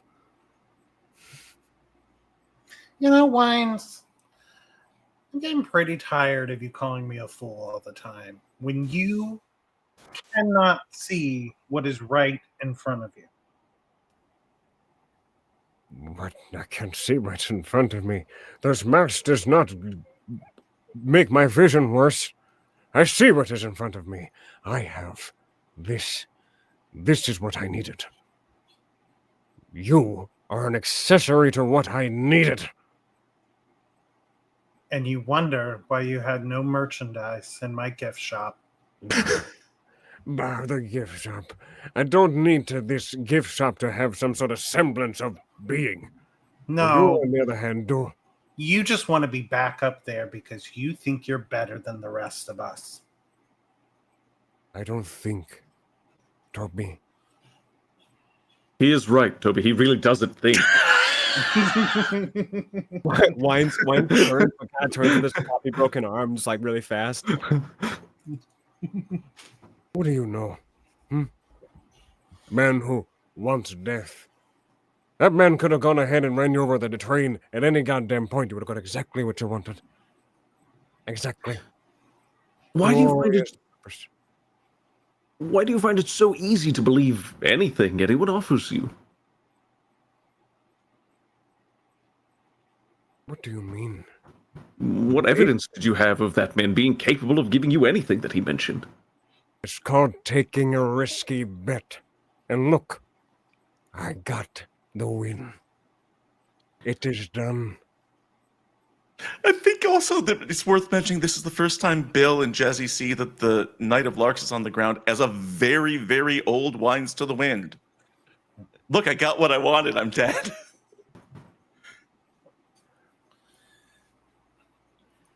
Okay. Jezzy Rami is brightness Lord- sears the eye. Lord Eremos brightness sears the eye. Lord Eremos brightness sears the eye. He's the one who killed the Gwynner. Who killed the people in the train? Yeah. He Oh, now we has our got map, that fucker. and he wants us to find the delving machine in order to give him control of it. And why the fuck would we do that? To restore the Vermissian system to what it truly should have been.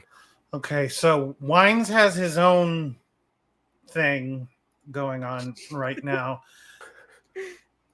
Why are you there and here? Did you Because- just kill yourself? I had the chip, Technically, I Bill had killed it. him. but now I have it. So technically, you never didn't have it. You've had Or- it the whole time. Or in the near future or far future, from the looks of things, you're going to come back here to this very spot to die. You don't know that. Also, technically, you tried to seduce yourself. That is pretty weird. Sort of narcissistic, yeah. Does that Or count just as- like hold self-love, on. maybe? Oh, No? yeah, exactly. Thank you, Jazzy, speaking some words of reason into the air. I on mean, the I didn't piece say of that info. for you. I just said it because it was reasonable. Because you're a It dick. is. I'm a dick. Me. Yeah, you're a dick. No. First of all, if I'm a dick, you're an asshole. All right? Yeah, so You tried to shoot me in the face. I didn't know it was you. And you also tried to stab yourself in the face. So there's that. I punched. There's a difference. There's a difference. First of all. Second of all, he had what I needed.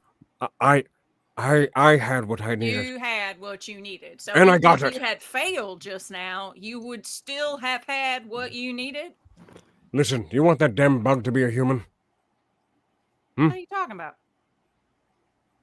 That. And points to the jar. Yeah, Larry. Larry gives him a finger. Aramos said that he could make Larry into a human again. Actually, Ah. that was the one thing he said he couldn't do. He'll figure it out. If he figured this out and he could figure out everyone else's bullshit, he could definitely figure that out too. Okay. He was providing solutions, or you were too busy looking for Worm Boy. Why do you believe the words of a man who stole our shit, gave us a fake name, and then sent you to be killed by you? Wines looks down, Oh, it's a real brain buster. contemplating a thought, and looks back up at her and says, Because that was the mission all along. To kill yourself? No. He said he gets the map. And I get the chip. You put had the- the chip. No, I did not have the chip. But Now you I did. have the chip. Technically, you had the chip. Technically, No. you stole the chip from yourself for several listen, years, and we're then not took talking it back ab- from We're not me. talking about Shoebill and After- his past right. self acting like an asshat. Why are we doing this for myself?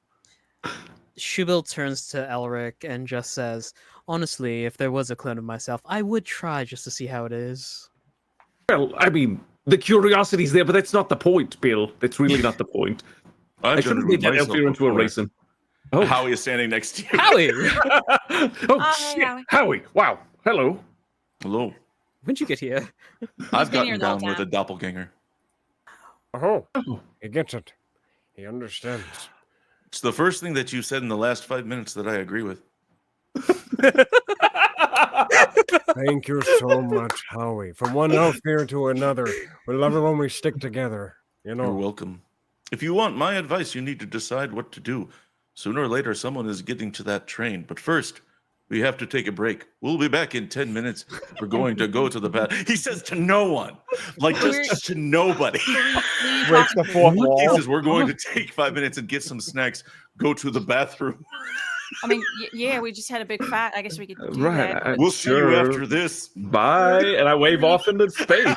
Who are you-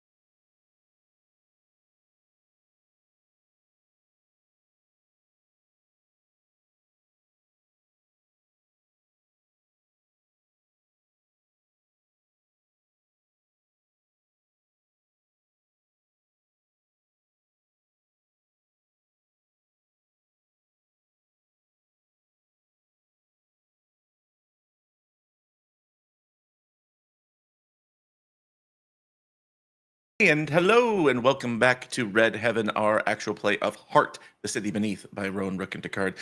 We have been using a setting called Dagger in the Heart, which was published earlier this year from Rowan Rook and Descartes, and we have sculpted it to fit our campaign. It's been great, but I wanted to recommend that to everyone. Just before the break, Wines killed himself, but it was himself in the future, and got the chip that he wanted. And then the group received a message from someone that they thought was named Rami, but is Lord Eremos Brightness Sears the Eye, a former Elfir noble who was partially in charge of the whole Vermissian project.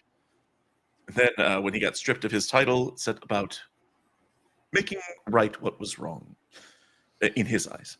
So everybody is sort of like, okay, he's offered big things to the whole group in terms of this thing. I can show you how to change the past so you can get whatever you want. I have the power to pay off any problems you have right now in the present. You know what I mean?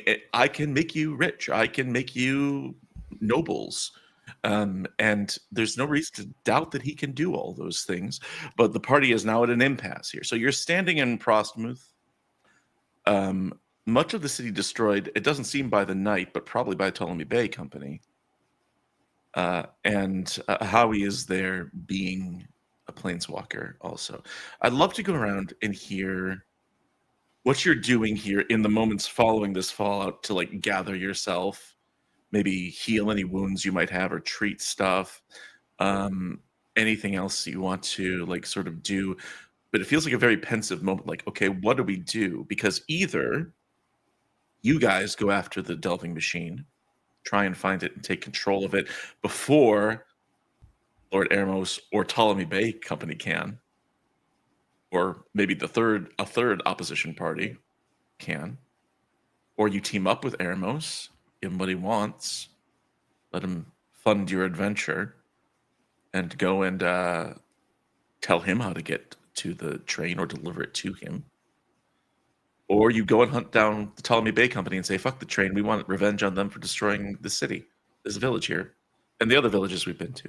So let's go out. What are you doing in like the quietish moments following your return to Prostmuth? And what do we find them doing? And what are you thinking? Like, what's your take on this whole deal? Let's start with Elric. What is Elric wrestling with? What's on his mind? He's very much regretting not turning Eremos into a raisin like the cult leader. Sure. To God. Yeah, that's sort of where he's at. Realistically, doesn't trust Eremos at all, and definitely wants to focus on getting back to the delving train. If Elric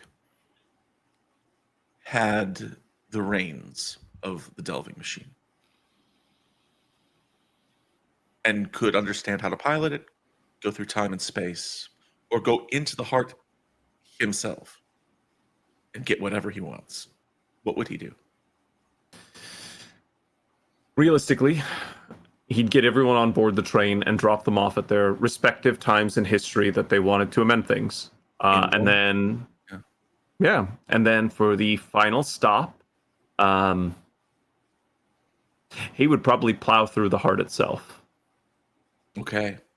Yeah. Destructively, yeah. Try to just end it right then and there, and that achieves everything that he could possibly want all in one foul swoop. Where is Elric? Where do we see him being a sad boy? Ooh, where would he brood? Okay. Where's his brood spot?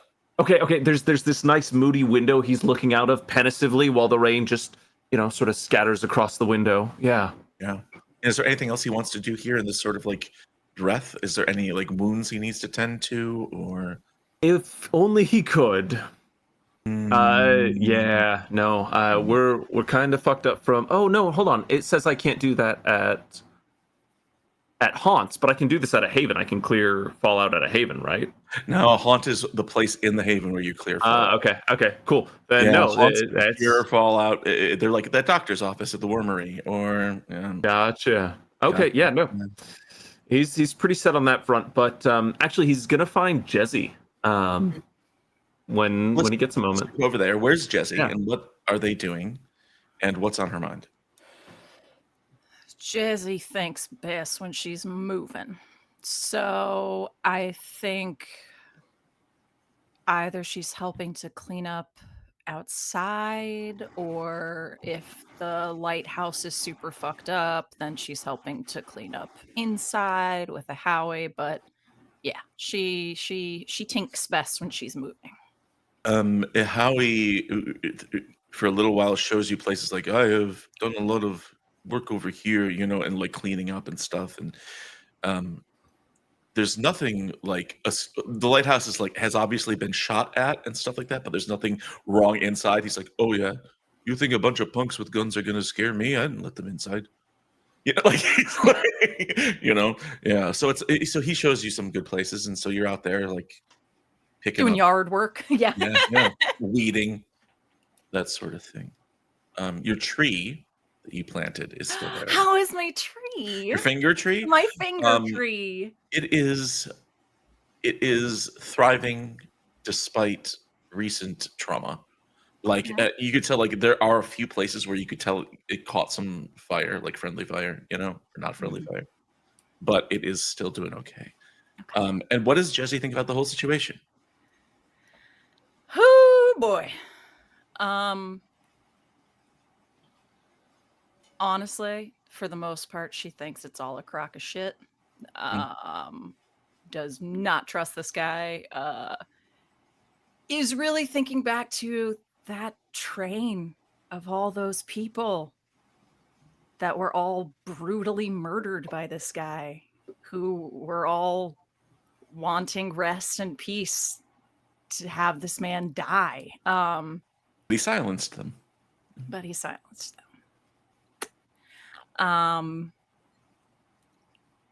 Yeah. I don't think she believes that this ass hat can be trusted. But she's also a survivor. And if working in conjunction with an ass hat means that the people she cares about get what they need or they want, doesn't mean we can't double cross the ass hat and kill him afterwards. So there is that. You could sort of like play into it and string him along. And Jesse's like thinking that, and you're like thinking to yourself, and then you slip on something. It is probably worm flesh, you hope, and not like somebody else's flesh, but you like land in something that has been decaying for a few weeks. Ugh. And that's when Elric finds you. Oh, do you need a hand with that?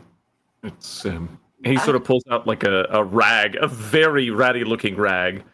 Thank you. All Yeah, right. I wouldn't want to touch it right now, so thanks. Sure.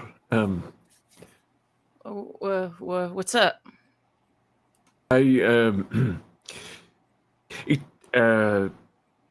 It's been a while since anyone did anything nice for me, and I was not sure how to reciprocate. But here, and he hands her a jar with a little opalescent, like scarab beetle-looking thing in it. It's a ghost beetle. Maybe a friend for Larry. People should not be in this life alone. It's cruel and it's small, I know, but maybe a friend. It's beautiful. Wow. That's so thoughtful, Elric. Thank you. Chill. Oh, I can do this. I can do this at my own desk. Are we ready? Let me find it. Let me fucking find it. I have a little gemstone action over here. Yes. Okay. I'll go ahead and I'll put it in with Larry. Oh, right. All right, this is way too cute. I had not anticipated it being this cute. You're muted, Doc. You're muted, Doc. I think he likes it. Doc, you're muted. Doc, you're muted. Oh my god, that's First, amazing. at first, Larry is terrified because there's a ghost in there with him. But then he's like, "Oh wait, oh never mind, it's okay." It's not real. It's not real. It's okay. It's okay. He's It's like, "Oh just okay." Bloody jam. Thank you. Yep, of course. Good. Do you need a hand cleaning? I guess. If you want, what Sure. brought all this up? The haircut. I never said thank you properly, so thank you. And he just sort of like starts cleaning, and his face starts reddening. The man who's like a very pallid flesh has started reddening, and he's just like tidying. Just embarrassed. Gives him a little side eye, but drops it, and it's just like, okay. If he wants to talk about it, he'll talk about it. If not, okay. And yeah, we'll do some cleaning. Awesome. Let's go from that sad boy encounter to another. What is Toby doing? Where do we find Toby? Are they brooding, or are they fuming because they fucking hate Eremos? And what do they think about this whole thing? Even the obvious perspectives. Toby's mind is kind of blown right now. He's having some major revelations. And I think, Rami Eremos called him out on the fake voices. And I think Toby's created a little spot for himself inside the lighthouse. And he has this bag of interesting teeth that he used all the time as a fake prop to sort of divine what the spirits are saying, to tell people what they want to hear. And I think he's trying to make them work, like make them actually work, because he needs a little guidance right now. Can I give some color here? Yeah. Okay, so we'll say like halfway up the stairs of the lighthouse, there's like a little crawl space or something. It feels like a place for like ghost orphans. You know what I mean? So like that's maybe a little hidey hole that you find. Yeah. And you're, trying to get these teeth to work over and over. I don't want to do a roll here because that might put stress on you, and I don't think you need that right now.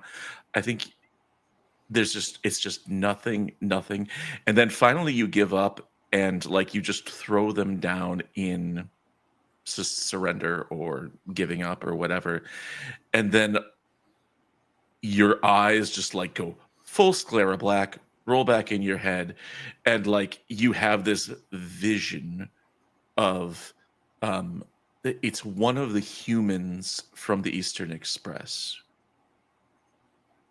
who's just like floating there in front of you, and they're like, you met him,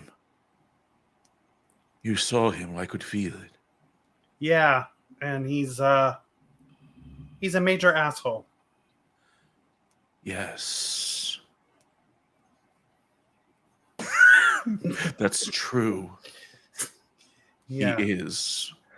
Also, he killed me and everyone I love. Yeah. I mean, that's part of it. That's part of it. He also has a generally bad attitude Yeah. and is mean and deceitful. And his mask is stupid. Yes, it's a stupid mask. Stupid mask. I'm really sorry that guy killed you. I need you to make sure this does not go off the rails, if you'll pardon the pun. Train. Yes, we died. He wants But to. you can play along with his plan if you wish, but promise me this, that you will tell him when your boot is on his neck that the sorcerers of the Gwyn Ardassi send their utmost respects. Please. What would happen if he was successful? If he were successful in his goal to achieve control of the delving machine. Yeah. You've seen the chaos present in the heart. Sometimes it is humorous or whimsical. Many times, most of the time, it is gruesome and destructive. That is what chaos can do. Lord Eremos is not an agent of chaos. So imagine how bad chaos can be, and then think of it in terms of order. A city that is clean, well maintained, successful, and terrible. Monitoring posts at every station along the line. Dissidents weeded out and silenced. Trains loaded with explosives being taken and dumped far away from the city itself.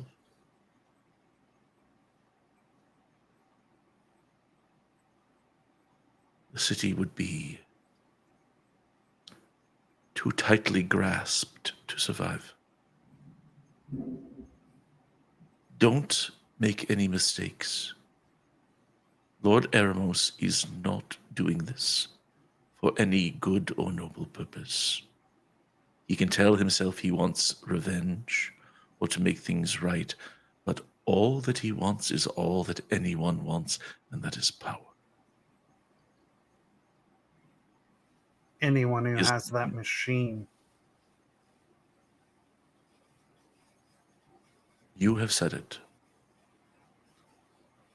I am not convinced that anyone should be trusted with the abomination that we created. But if there is a way to destroy it, I have not thought of it.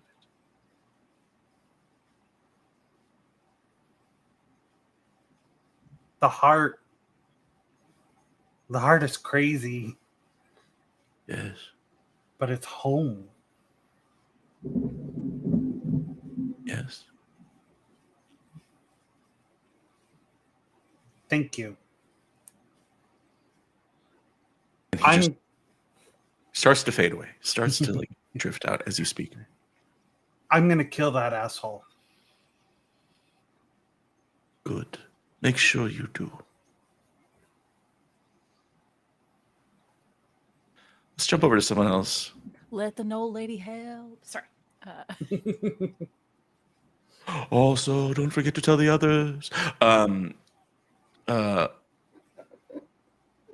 let's just go to Shoebill next. I want to say Wines for last because he's had some, big shifts going on here. Bill, what are you doing? He's probably found a comfortable spot of rubble and has undid his bullet bracelet and formed it back into his little pipe and is just sitting there smoking and looking at the devastation. Mm. Do you still have the Knight of Larks is like modifiable weapon thing? Yeah. Okay. He probably like formed it into its own like guitar case so he can lug it around. Yeah. It's just a clicky clacky shape shifting thing. Like you can add it to your stuff. Or theoretically, since Wines lost his shield inside of Jezzy, that's another option that's probably crossed Bill's mind. Is that like Wines could Give it to... Didn't like that. Did not like the phrasing of that. Not at all. Oh, I'm No. sorry. Yeah, that was a little bit weird, wasn't it? What I'm saying is, Wines left a deposit in Jezzy. Wink. No, worse. Okay. No, somehow better, actually. Right. Yeah. For mercy you and know, made it baby. better. Aho. baby. we have a smash cut to Wines as a lounge singer in another alternate universe. Vermissian Baby is the tune of Santa Vermissian Baby, Baby. and I love it. You're the one. Be lady. Come on, make my heart. While we make honey. What is built? Bill's headphones are just. Pop, pop, pop, pop, pop. Oh God! What the fuck? Whoops, just forget that you heard that song. You weren't supposed to hear it, Bill. You're only supposed to get AM on these. Yeah, that's right. So what does Bill hear on his headphones that informs his opinion of what this current situation that he's in? It is like, what's it? The sound of a jingle, and it's like, ooh, that's sad. Yes, Yeah, I that's all. understand that's sad. You don't have to tell me about it. It's okay to feel bad about things. You were gone for a month. There was nothing you could do. I was what? Don't avoid your emotions. No. Go back to the Process month them pot. Go back to the month pot. You were gone for a month, is what we said. Time is weird down here. It can't be predicted. Cause and effect is gone out the window. Don't trust the clock. Don't trust the clock. Fuck clocks. And then they. It's about how much they hate clocks. He's gonna go find Wines to give him the shifting. Wines, where they'll find you.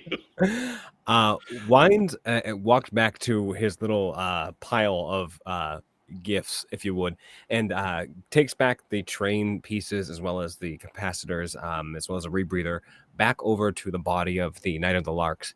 And he has kind of slinged his arm up with a little bit of his steel, if you would, or just like a piece of his armor. He just kind of has the thing all sealed up. He has a small little wrench in another hand. He has dismantled the entirety of the Knight of the Larks. He's pulled old Wines out of the body of this armor, but he's observing everything that is on the body that would be like something that he would not be familiar with or what he would be familiar with. This would be such like a uncharacteristically sensitive scene to see, is Wines like taking apart the Lark armor piece by piece, and as you take away the layers, some of the lower layers you can tell are part of the armor you wear now. It was just covered up over the years. Like you see original pieces in there, and when you finally get to the middle, the form of older Wines is frail and small. And it's not that the Knight of Larks was bigger or more muscular than you. He was just built that way. Right? So the one that Wines picks up tenderly of his own form is this withered old man. Wines, after putting his body to the side, he's just looking at himself. You did well. And now it's time for me to do better. You suck.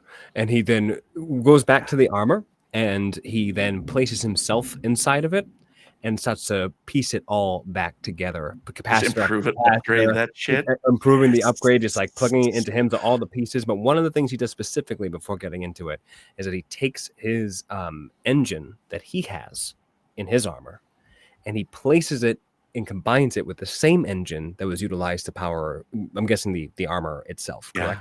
Yeah. 44 horsepower! 4 horsepower! We got a lot of goddamn horses! Name of the...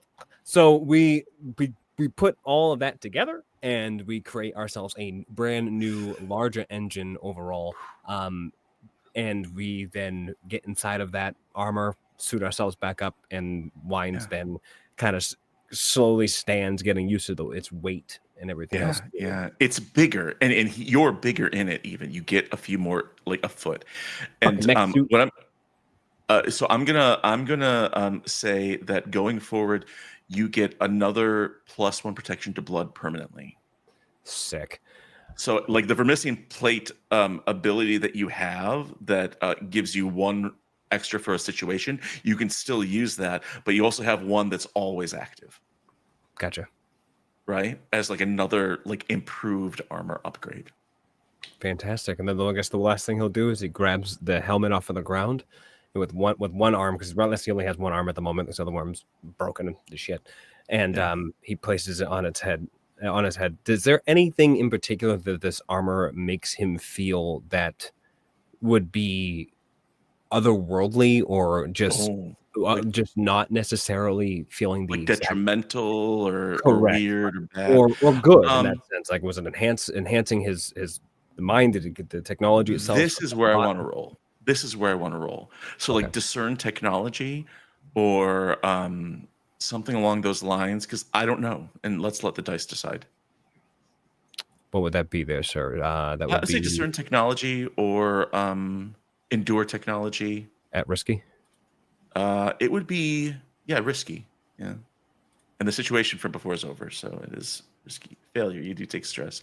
You are gonna take. I'm just gonna roll a d6 here. You take just 1 point of stress. We'll say to blood, which then you soak up because you have that protection now. Mm-hmm. But basically, it stinks in here. I mean, what would wine smell like as an old man? A mix between sage and rotten wajapi, which is just like bad jam. That's what it smells like. And so there's that. And also on top of that, it's like there's nothing like crazy black magic in here or anything like that. Mm-hmm. It's just sad. It's just like, ugh. It kind of feels like cleaning out the apartment of someone who's died or something. Yeah, why this armor is badass, but it still sucks. And so Shoebill comes out, and Shoebill, the Knight of Larks, is alive again, and he's got his armor on. Oh, fuck a duck. Shoot him. Wow. Wines has in his big ass hands, he has Shoebill's gun that he gave him to shoot. He goes, "You stole your gun from Wines." Oh my God, was Wines? What have you done with my friend? Wine squared is back. So he hands the gun just imagine this big ass hand, this little gun in the middle of it. He just kind of gives it to him, kind of like Hulk giving 2 tacos. Paul Rudd. Shoebill's played by Paul Rudd. Got it. Yep. I love that. It's not a bad cast. This is for you. Okay, thank you very much. Are you Wines or old? He'll look over. I see. Withered old dead Wines is over there. I see. Yes, raisin wines. You exsanguinated our Wines, and now you're here to take revenge. No, that is not it. I am Wines. I am His here. voice is deeper. It is so much. Well, imagine it speaking through the armor, so it's just like, like a brass bull effect. Yes, here you are. Thank you. You're welcome. And as you look as Wines is walking, though, one of the arms is just kind of floppy like this, because his arm is still in the armor like this. So one arm is nice and stiff and is moving as it should, but the other one's broken. Yes. Florp. It's Muppets all over again. If I walk next to you and turn this thing into a lance, tink, tink, I kind of look like your page. Maybe you can turn into the lance and I can use you as a weapon, Shoebill. Well, I know I am a weapon, but No. Oh. Thank you. Seeing as your shield is still in Jezzy's ear, that is going to cause problems down the line. I have a Q-tip. Jezzy! Wines would take this lance, and I'm guessing it transforms. Instead of it transforming into a lance, it just becomes an even bigger fist on his left hand. It's like a massive, like a Buster fist. Just this giant fist. Well, here's the thing: is it just by stats? This is the same thing as your weapon that could change from shield into sword. Okay, cool. So whatever that says, apply it there. As long as it rolls the same damage, you can make it look however the freak you want, man. Hell yeah, big fisty boy. You can fist everyone. Yes! Dreams do come true. Oh. So wait, we're no longer scissoring, we're fisting. Yes. Hey everyone, thanks Just for need that watching. to be clear. Okay, sorry, Now all you need is like Pink peepering. ring? Yeah, it doesn't Yeah, we sound gotta right. hurry up and wrap We- up this series because I get the Yeah. feeling that once people watch it, we're gonna be in trouble. We get really into stationery. Not the other one, the paper one. Yeah. So if you'd like other people, like at this point, maybe Jesse and Elric come back. Yeah. Everyone sort of closes in, and maybe you had a pre-arrangement to like discuss next steps, and decide what you're gonna do from here. So maybe the party moves inside the lighthouse, and Howie has tea for everyone. He also like offers like I have some medical supplies if anyone is hurt. No doctor. Or am I? He says and leaves. I'm gonna bet that he might be or was in a different life. I'm still waiting for a stinger and then a trailer to roll before this episode starts. Oh, speaking of stingers, Bum, bum. my bees learned a little something. A little bit of bee's knees. Above the table, seen if something. anyone is suffering from mind stress, my bees can literally cure mind stress now, with something called not intoxicant. Where did it go? Blessed toxin. Read that for everyone. Yeah. The swarm within you offers up its members as sacrifices to your cause, just like you offer yourself up to the hive. Some of the bees inside you have developed a sting that soothes the mind when injected. The thing she's not going to tell Wines right now because she's mad at him, as well as being an addictive narcotic.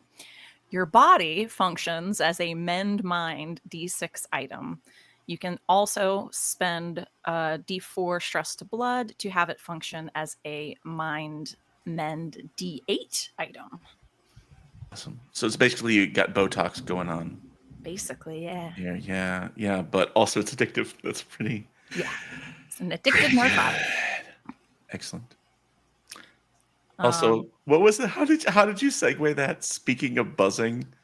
See, he said stingers. So I was like, stingers, speaking of what it is. stingers. I'm just writing that down as because sometimes I have to write down what my favorite moments are for people during the outro. So that killed me. Okay. Good segue. So you're all together.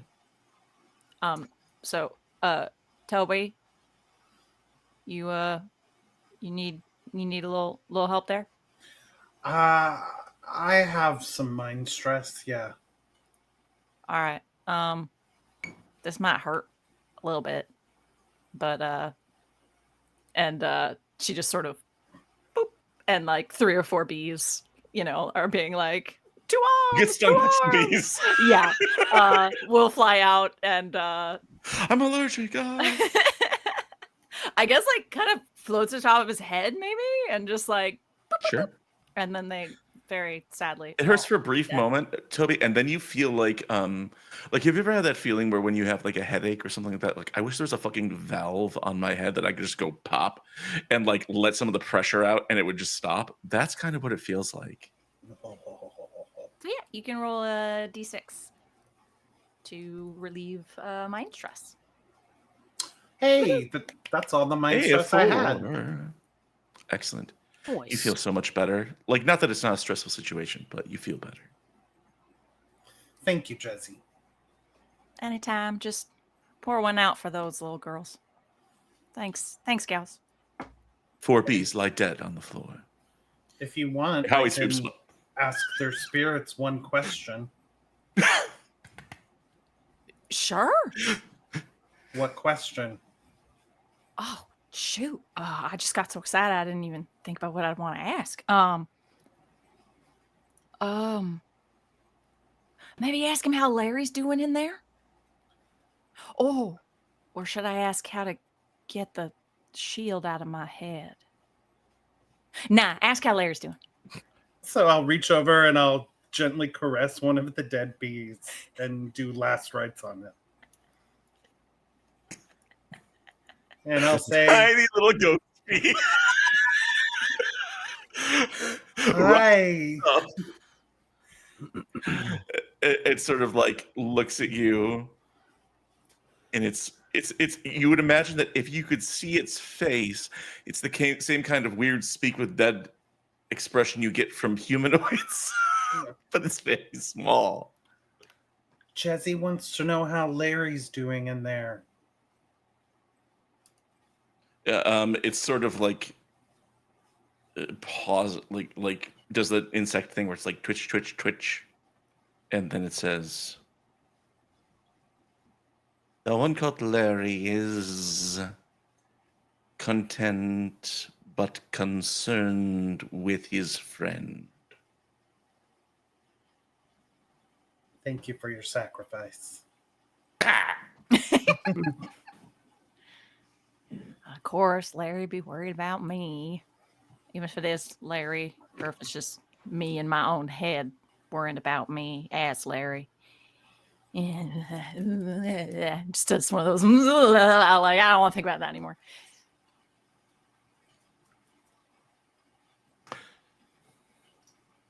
You're all sitting there at this table. It's kind of just like this rough wood table made from what kind of wood you don't know. Where they get wood down here?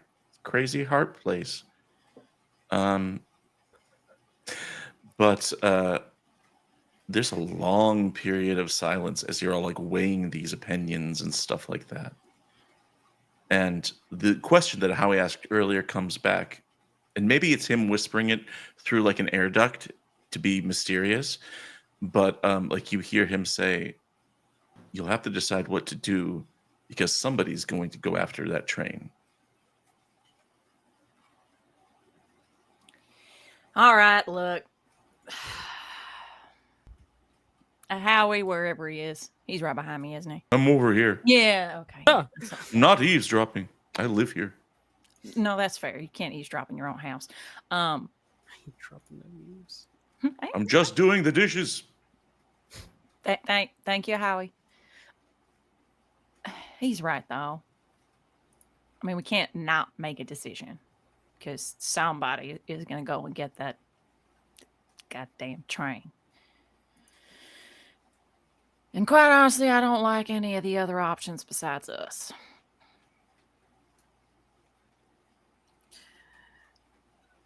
I agree.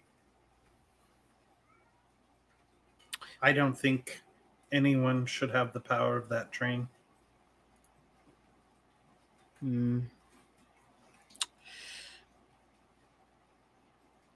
Wines shakes his head slowly with the knight armor on. Is it wrong of me to say that I'm apathetic which way this goes? How you mean? Shubil just shrugs. He doesn't really feel too strongly about this. Like, it'd be cool to have the train, but also, I don't think he'd really care too much if they lost it. I don't know. Think about it this way. I don't really need the train either. But if we don't get it, the other two options that we know of are what's her face with all her gun-toting assholes. Right. Bite. That's bad. That's super bad. Very, very bad. Or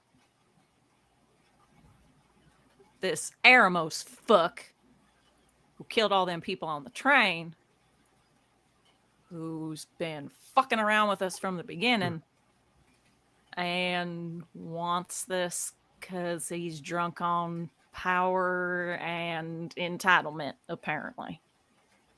Realistically, firstly, Bill, would you ever allow an object of such great magical potency to just slip between your fingers? Is that really who you are? Have I misjudged you this whole time? And Jezzy, if you can go back to the moment before everything with Larry happens and amend that so Larry never has to be an insectoid creature, Would you not take the opportunity to board that train? Well, no. Because if I avoided everything that happened, I wouldn't have met all you. So sentimental. But you Shut could up, never get to Wine. know Wine. Wine. You could find an alternate reality where you never have to meet Wines. That is the most compelling argument I've heard so far. That is nonsense, and you know it. You love me. Just You for do. Wines, we can love you and still not really like you right now.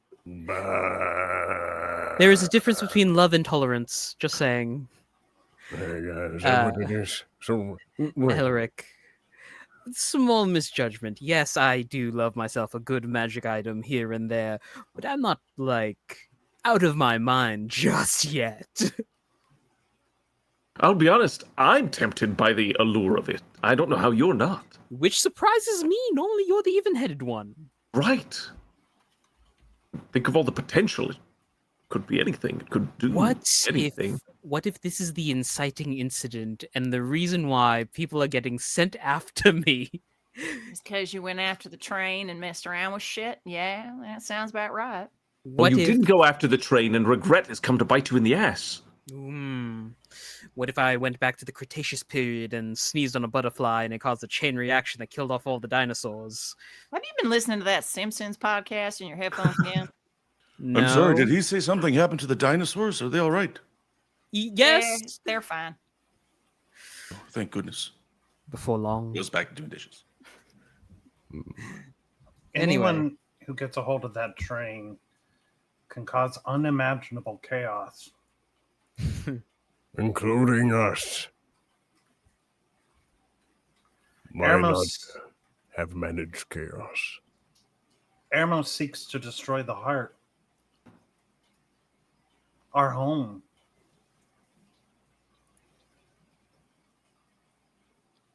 Your home. You honestly think that the Elfair will ever take you back? I do. I do. I know you were know. old, but I didn't think you were stupid.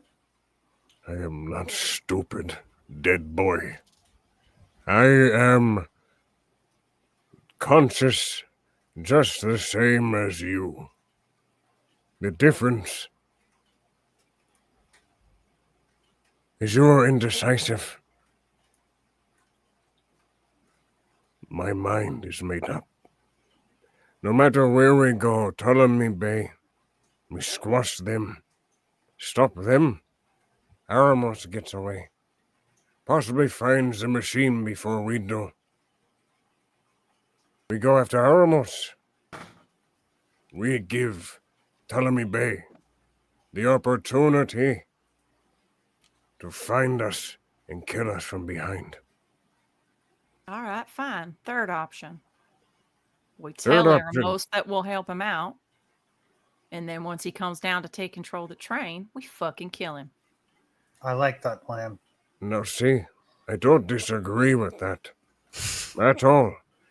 Mr. Aramos provides solution to all of us. It is the way for us to get what we need to get. But if we play the game of Aramos or play the game of Ptolemy Bay, at the end of the day, we still get the delving machine.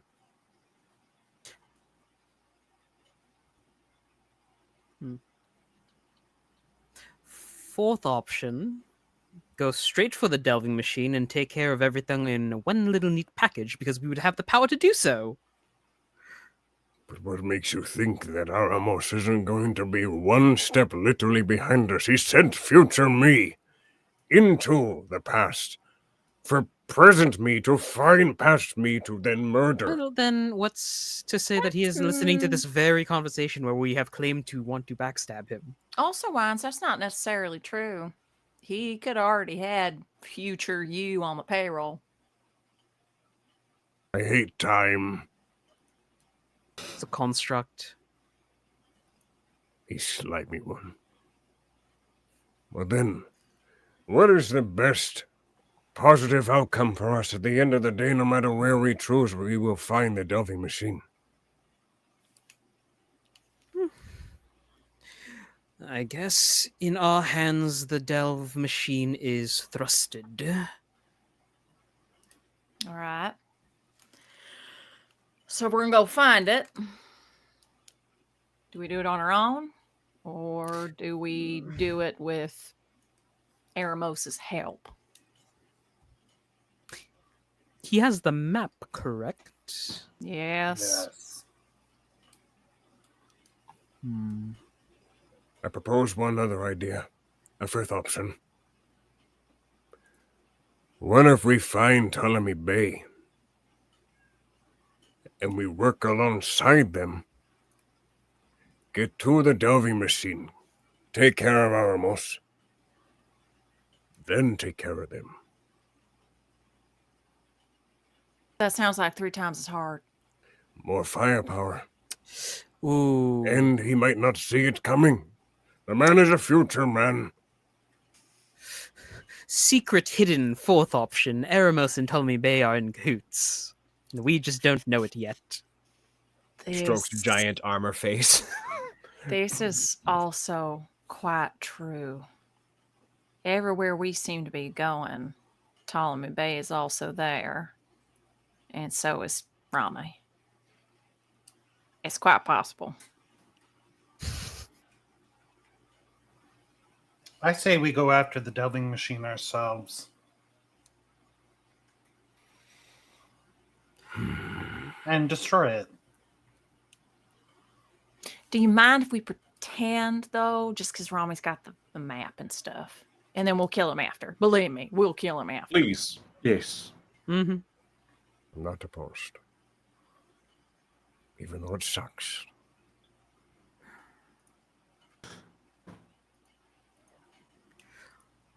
Well, we're all agreed. You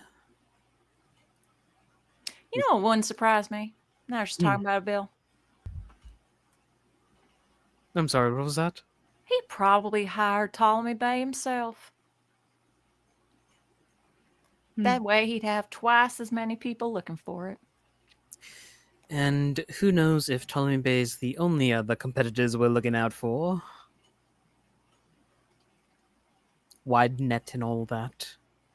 Ow. Well, At this point, a few hours have passed since you last spoke with Eremos. So yeah, did you want to do something, RJ? Did Bill want to do something? I wish to take out some of my fallout if possible. Okay, how we want to do that? Does anyone want to help heal me? Yeah, I could What do kind a of mend fallout? on you, or I could. You want bee drugs? You want bees, or I could just do a healing mend. I mean, I honestly, I just want to get rid of the battered condition where my hand is all messed up. Yeah. please put bees in my suit as well, my arm.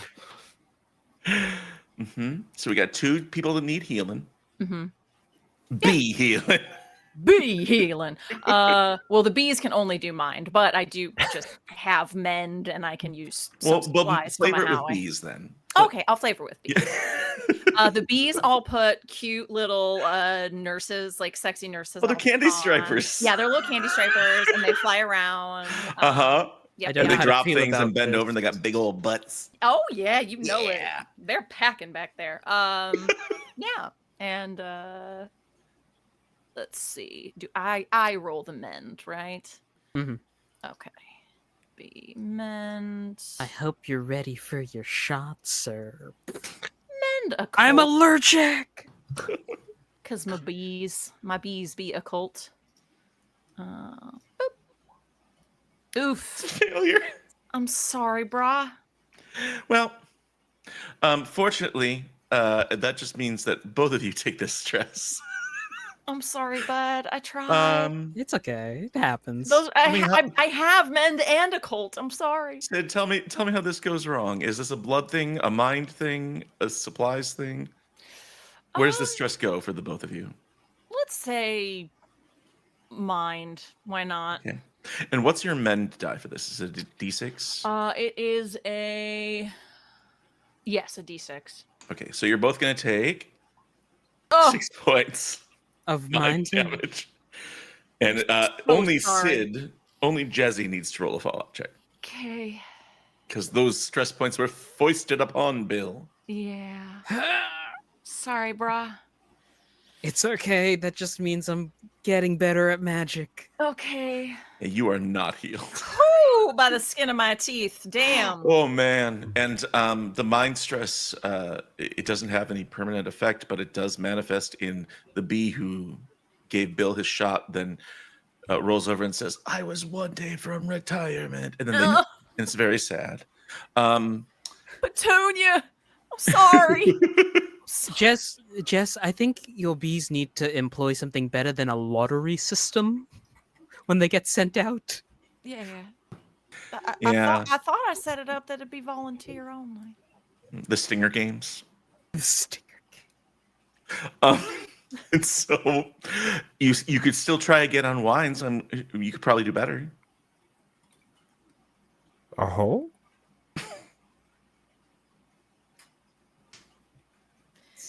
Jezzy turns to Wines. Armor flapping in the wind. You want my help? Depends. Do you want to give it? Depends. You got something to say to me? Please? There's a start. Okay. Please use your bees. You hurt my feelings, Wines.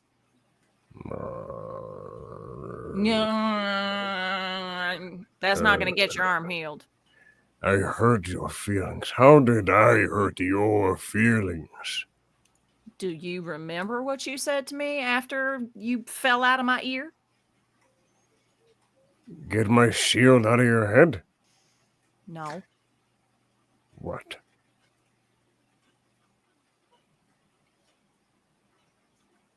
You said that we weren't friends.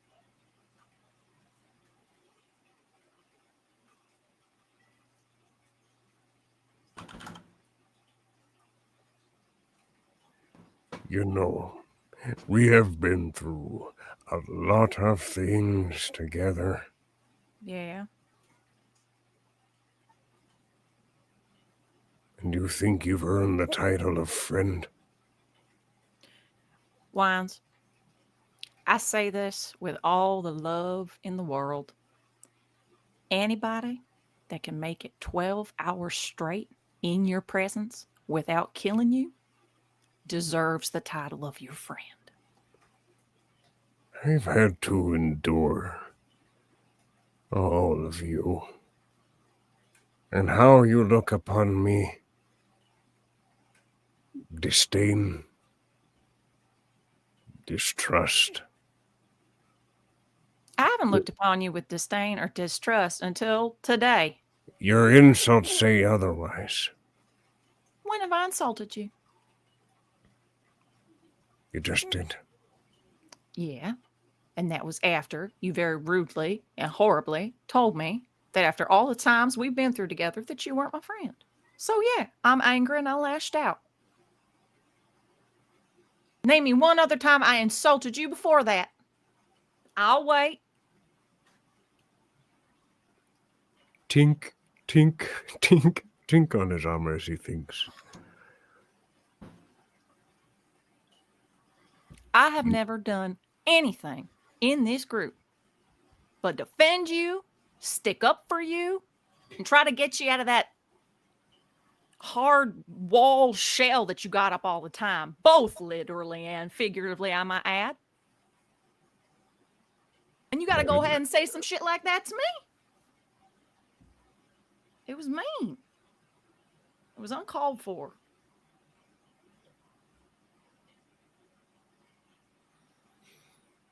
Okay. Okay, Jesse. Okay, what? I was wrong. to not call you a friend. We have experienced much together, and this place does nothing for any of us. For the mind. I'm stressed. I've journeyed all the way down here to find this thing and to find the rest of you lot. He grabs his chip. Maybe it was a blessing in disguise. You were an accessory to my master's desires. And I have been blinded by their purpose. I'm a product of this place, the same as you. This is why this place cannot be my home. But I will admit,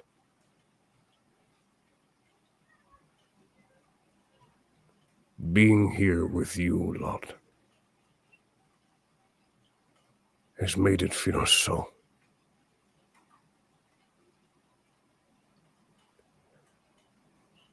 I'm sorry.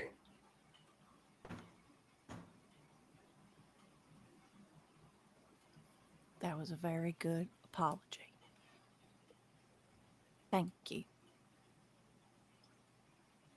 Oh. Bees. Please. Go on, girls.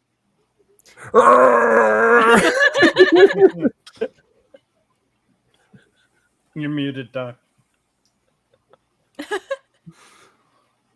I was just saying there's a lot of volunteers. Like there's a lot of bees that want to take part in this. And you're not sure if it's the ones who want to sting wine to give him a brief amount of pain or like if they like him. Although you do both you hear Jezzy, you feel and hear that a few of the bees also consider that to be addressed to them, and so there are 3 or 4 bees that think Wines is their friend. Therefore, Derek hits his beat of making friends with a beloved NPC, which is a bee.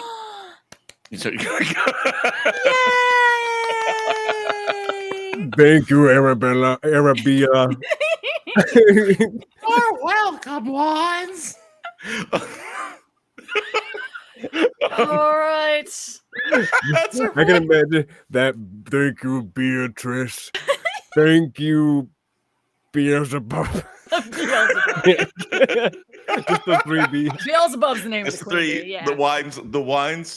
The Wines fan club among the bees. Yeah. There's 3 of them that make up the Wines fan club, and coincidentally, they're the ones with names that are bee puns. Makes Fantastic. sense. Just coincidentally. So, you all group back up, and so Okay, that one succeeds. Yes. Oh, that's right. There was some healing going on, and so Wines, the bees, the girls, the fan club, they do their thing. And your ongoing arm problem. And then one of them turns to Bill, and again, for the second time this episode, a bug makes a rude hand gesture towards somebody. Not for you, Bill. Not for you. I see how it is. I was like, I have a splint and some bandages if you just want to probably just yeah, we keep could it do that. immobilized. Okay.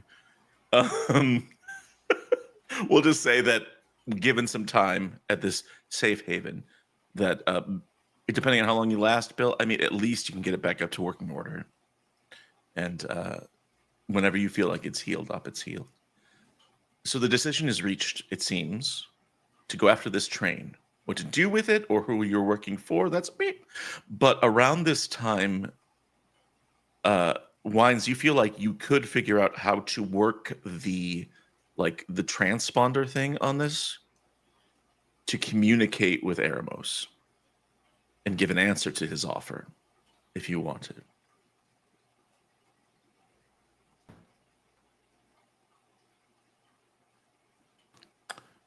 Is that what you want to do? Oh. Okay.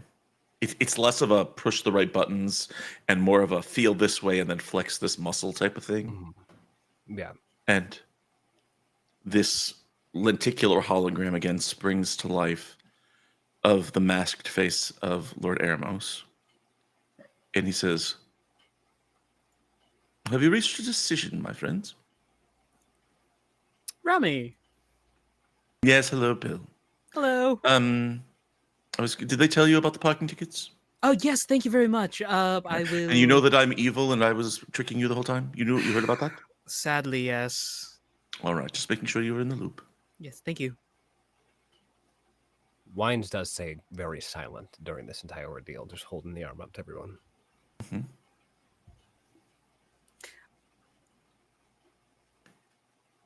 Let's go find this delving machine. Oh, so you're going to be assisting me then? That's the consensus we came to, correct? Reluctantly. Well, very good. Yes, I'm sure after all, I'm sure all of you have people that you care about or places you care about or something like that. You wouldn't want to see those fall into disrepair.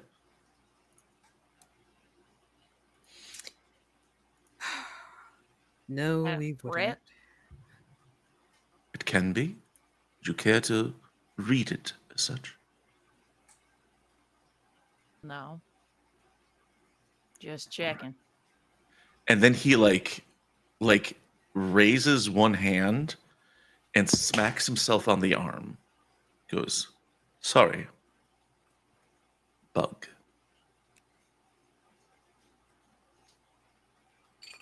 I'll check Larry. He's still in there. He's fine. Do you know where this delving machine is, Rami? I do. Although I understand this might be easier if you had the map which I borrowed. And as I said, I only wanted to borrow it. Send it. So, well, let's make sure we're in agreement. You accept this map, you find the machine, and you do not let it leave your sight until you reach out to me and I am able to arrive. Is that agreed?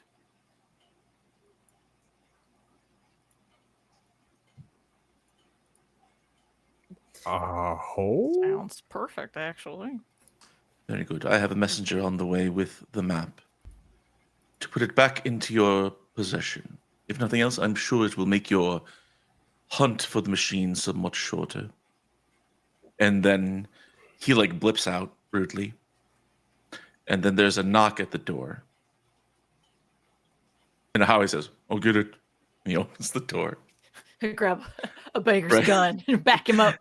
Uh-huh. And there's a big human-sized gun with a person's face out. No, just kidding. I don't know. He opens the door and it's Sija Sings the Strange standing on the porch looking at her transponder crystal thing. And she has like this little bag in one hand. She's like, hey. How'd you get down here? Walked. Cool. It's for you. Thank you. Oh, tip. She goes, ha, ha, ha, ha. What? You want some tea or something? No, bye. And she turns and walks away. Didn't even take the. Okay. What Didn't is take this the tip. woman's laugh like? Really? I mean, It honestly. is awesome. You must be so charmed. And so you're given the map once again. And so next week we'll push. We're going to find this machine. We are going to delve and uncover and find it. And phew, man, you're going to find that machine and everybody's going to agree on what to do with it.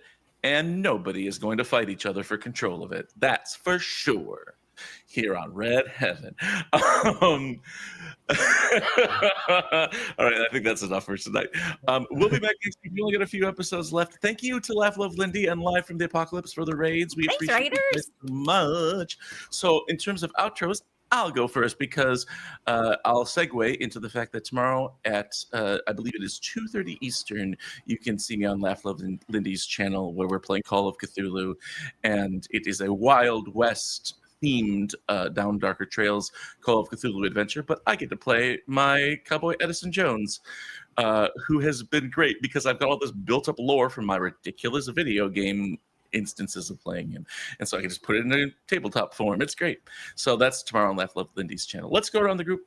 And I want to check in with everybody else, who I appreciate very much. Okay, let's start with Ali. We'll do it in the same order as intros. Ali, Yes, hello.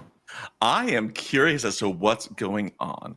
Is Elric shy just because he doesn't speak out that much, or does he have a thing for Jezzy? Because it had that energy too, and I am here for it. No, Elric is usually used to his adventuring party dying, so they've all lived a while and are really nice, and he doesn't know how to deal with that. They're all just permanent. being Oh very God, kind they're to him. permanent. Right. Oh, he's yeah. really Oh, confused, poor and bastard. they were all being very nice, and he's not used to receiving like care and attention like gifts or haircuts, so he didn't know what to do with that. Boy. He's a very confused either. guy. Yeah. Hey, I've been there, Elric. I Yeah. feel Yeah. you. Ali, do you have anything you want to share with us? Anything you want to promote? Nope, nothing. But thank Okay. you so much. It was an absolute blast. Mwah, you're the best. Looking forward to keeping the party going. Let us go down to RJ. RJ. Hello. Hello. Bill got the final shot in on the night of Larks by very casually. And it was Bill is like the character of Shoe Bill is turning into this thing where it's just like that dude's just chill as fuck and kind of knows what's going to happen and can do magic, but doesn't really get worked up about stuff. And I love him. Just like he's very laid back. But anyways, maybe he'll become explosively angry in the final few episodes. Please tell us. But also, hi. What else you got going, RJ? What do you want to talk about? Over at the Hype Goblins, we're going to be coming back with some episodes, which is going to be great. Check it out when it comes out. Over on Saturdays at G Game Nights with Sid, where we play our Dusk Falls Dead game. No, it's just Blades in the Dark. Never mind. It's just Blades in the Dark. Come on. We're getting there, y'all. We swear to God. Swear to Gorb. Anything else? I think that's it. I was in some offshoots over on High Shelf Collective, not High Shelf Collective. What's this channel? Althaven. Oh, and LB Hack 'em Up, where we were playing like Monster of the Week and this really weird liminal space game where we were in a mall filled with mushroom monsters. I got pushed through a portal, and I have to decide if I come back either possessed or the Doomslayer. man, it feels like all tabletop campaigns, we're all just competing with one another to make it as weird as possible. And Variety is the spice of life. Yeah. Thank you, RJ. We love you. Sid, Jezzy was full of brilliant stuff this week. And bees. And bees. But that's every bees. week. Yes. But also, you did have the segue, speaking of stingers. And that was amazing. And so that was fun. And but also on top of that, you had these beautiful scenes with Wines and with Elric and almost everybody. Just like Jezzy is such a fully realized character. So thank you for that. I love her.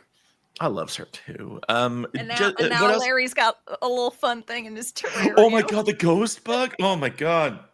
So what else? I just had this little piece that someone gave me so recently, great. just sitting on my desk. I was like, No, I've got it. Larry Prop a work. friend.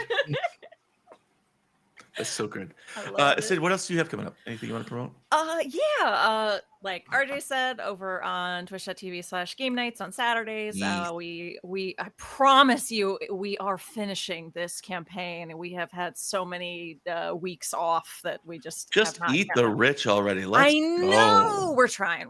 And then on Mondays we just started our what is it called? It's Blades in the Dark again, but it's the Twisted Fistful? Fistful Darkness. There we go. Where I play a 65-year-old Minotaur lady who likes making explosives. And has amazing art. Her art is so good. It makes me really happy. So yeah, that's on Mondays, so you can check that out. Yeah, Awesome. that's it. Awesome. Fantastic. Hey, Benji. Toby got to be right. And like in terms of like, yeah, no, he's a dick. first of all, Toby's like, all elf are a dick. But so Toby's like, no, I don't trust this guy. And this week, justification. Vindication! Vindication.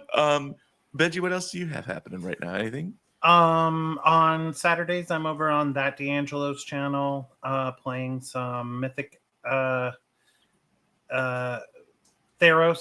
Mythic Odyssey, where I play a Triton Barbarian and a Speedo. So, what more do you want? Fantastic. Not much. Can't complain.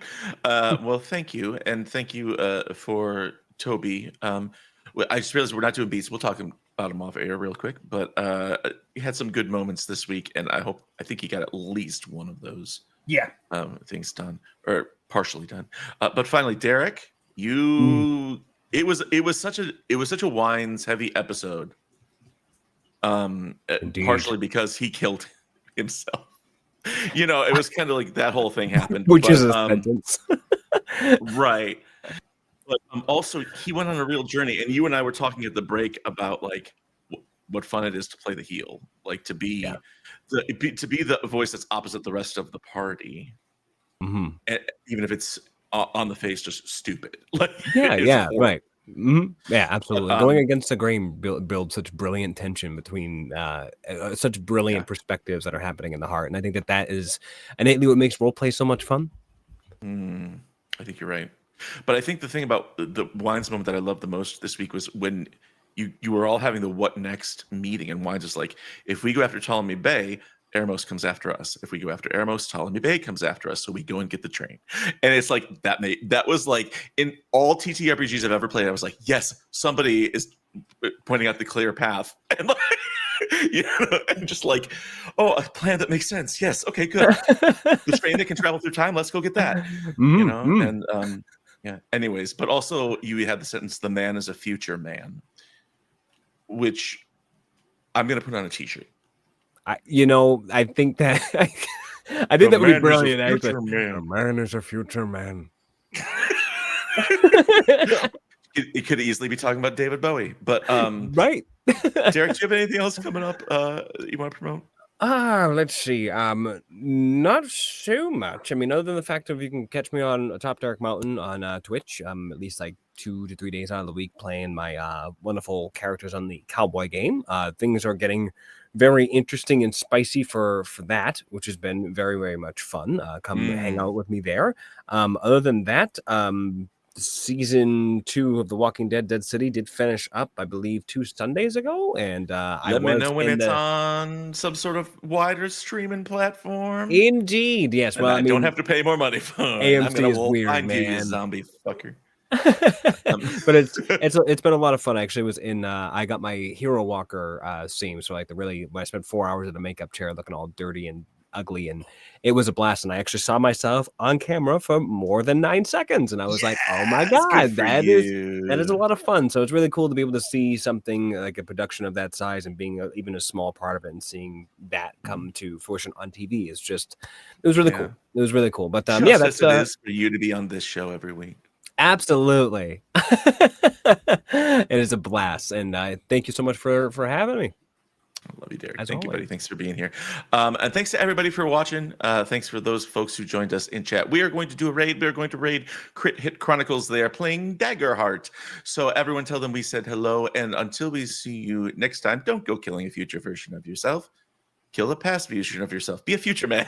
We Be a future man. Oh, we fist now. We fist now. Yeah, there we go. Big fist. We're fisting. Do we bread? Oh God, are we done? I think so. I think so.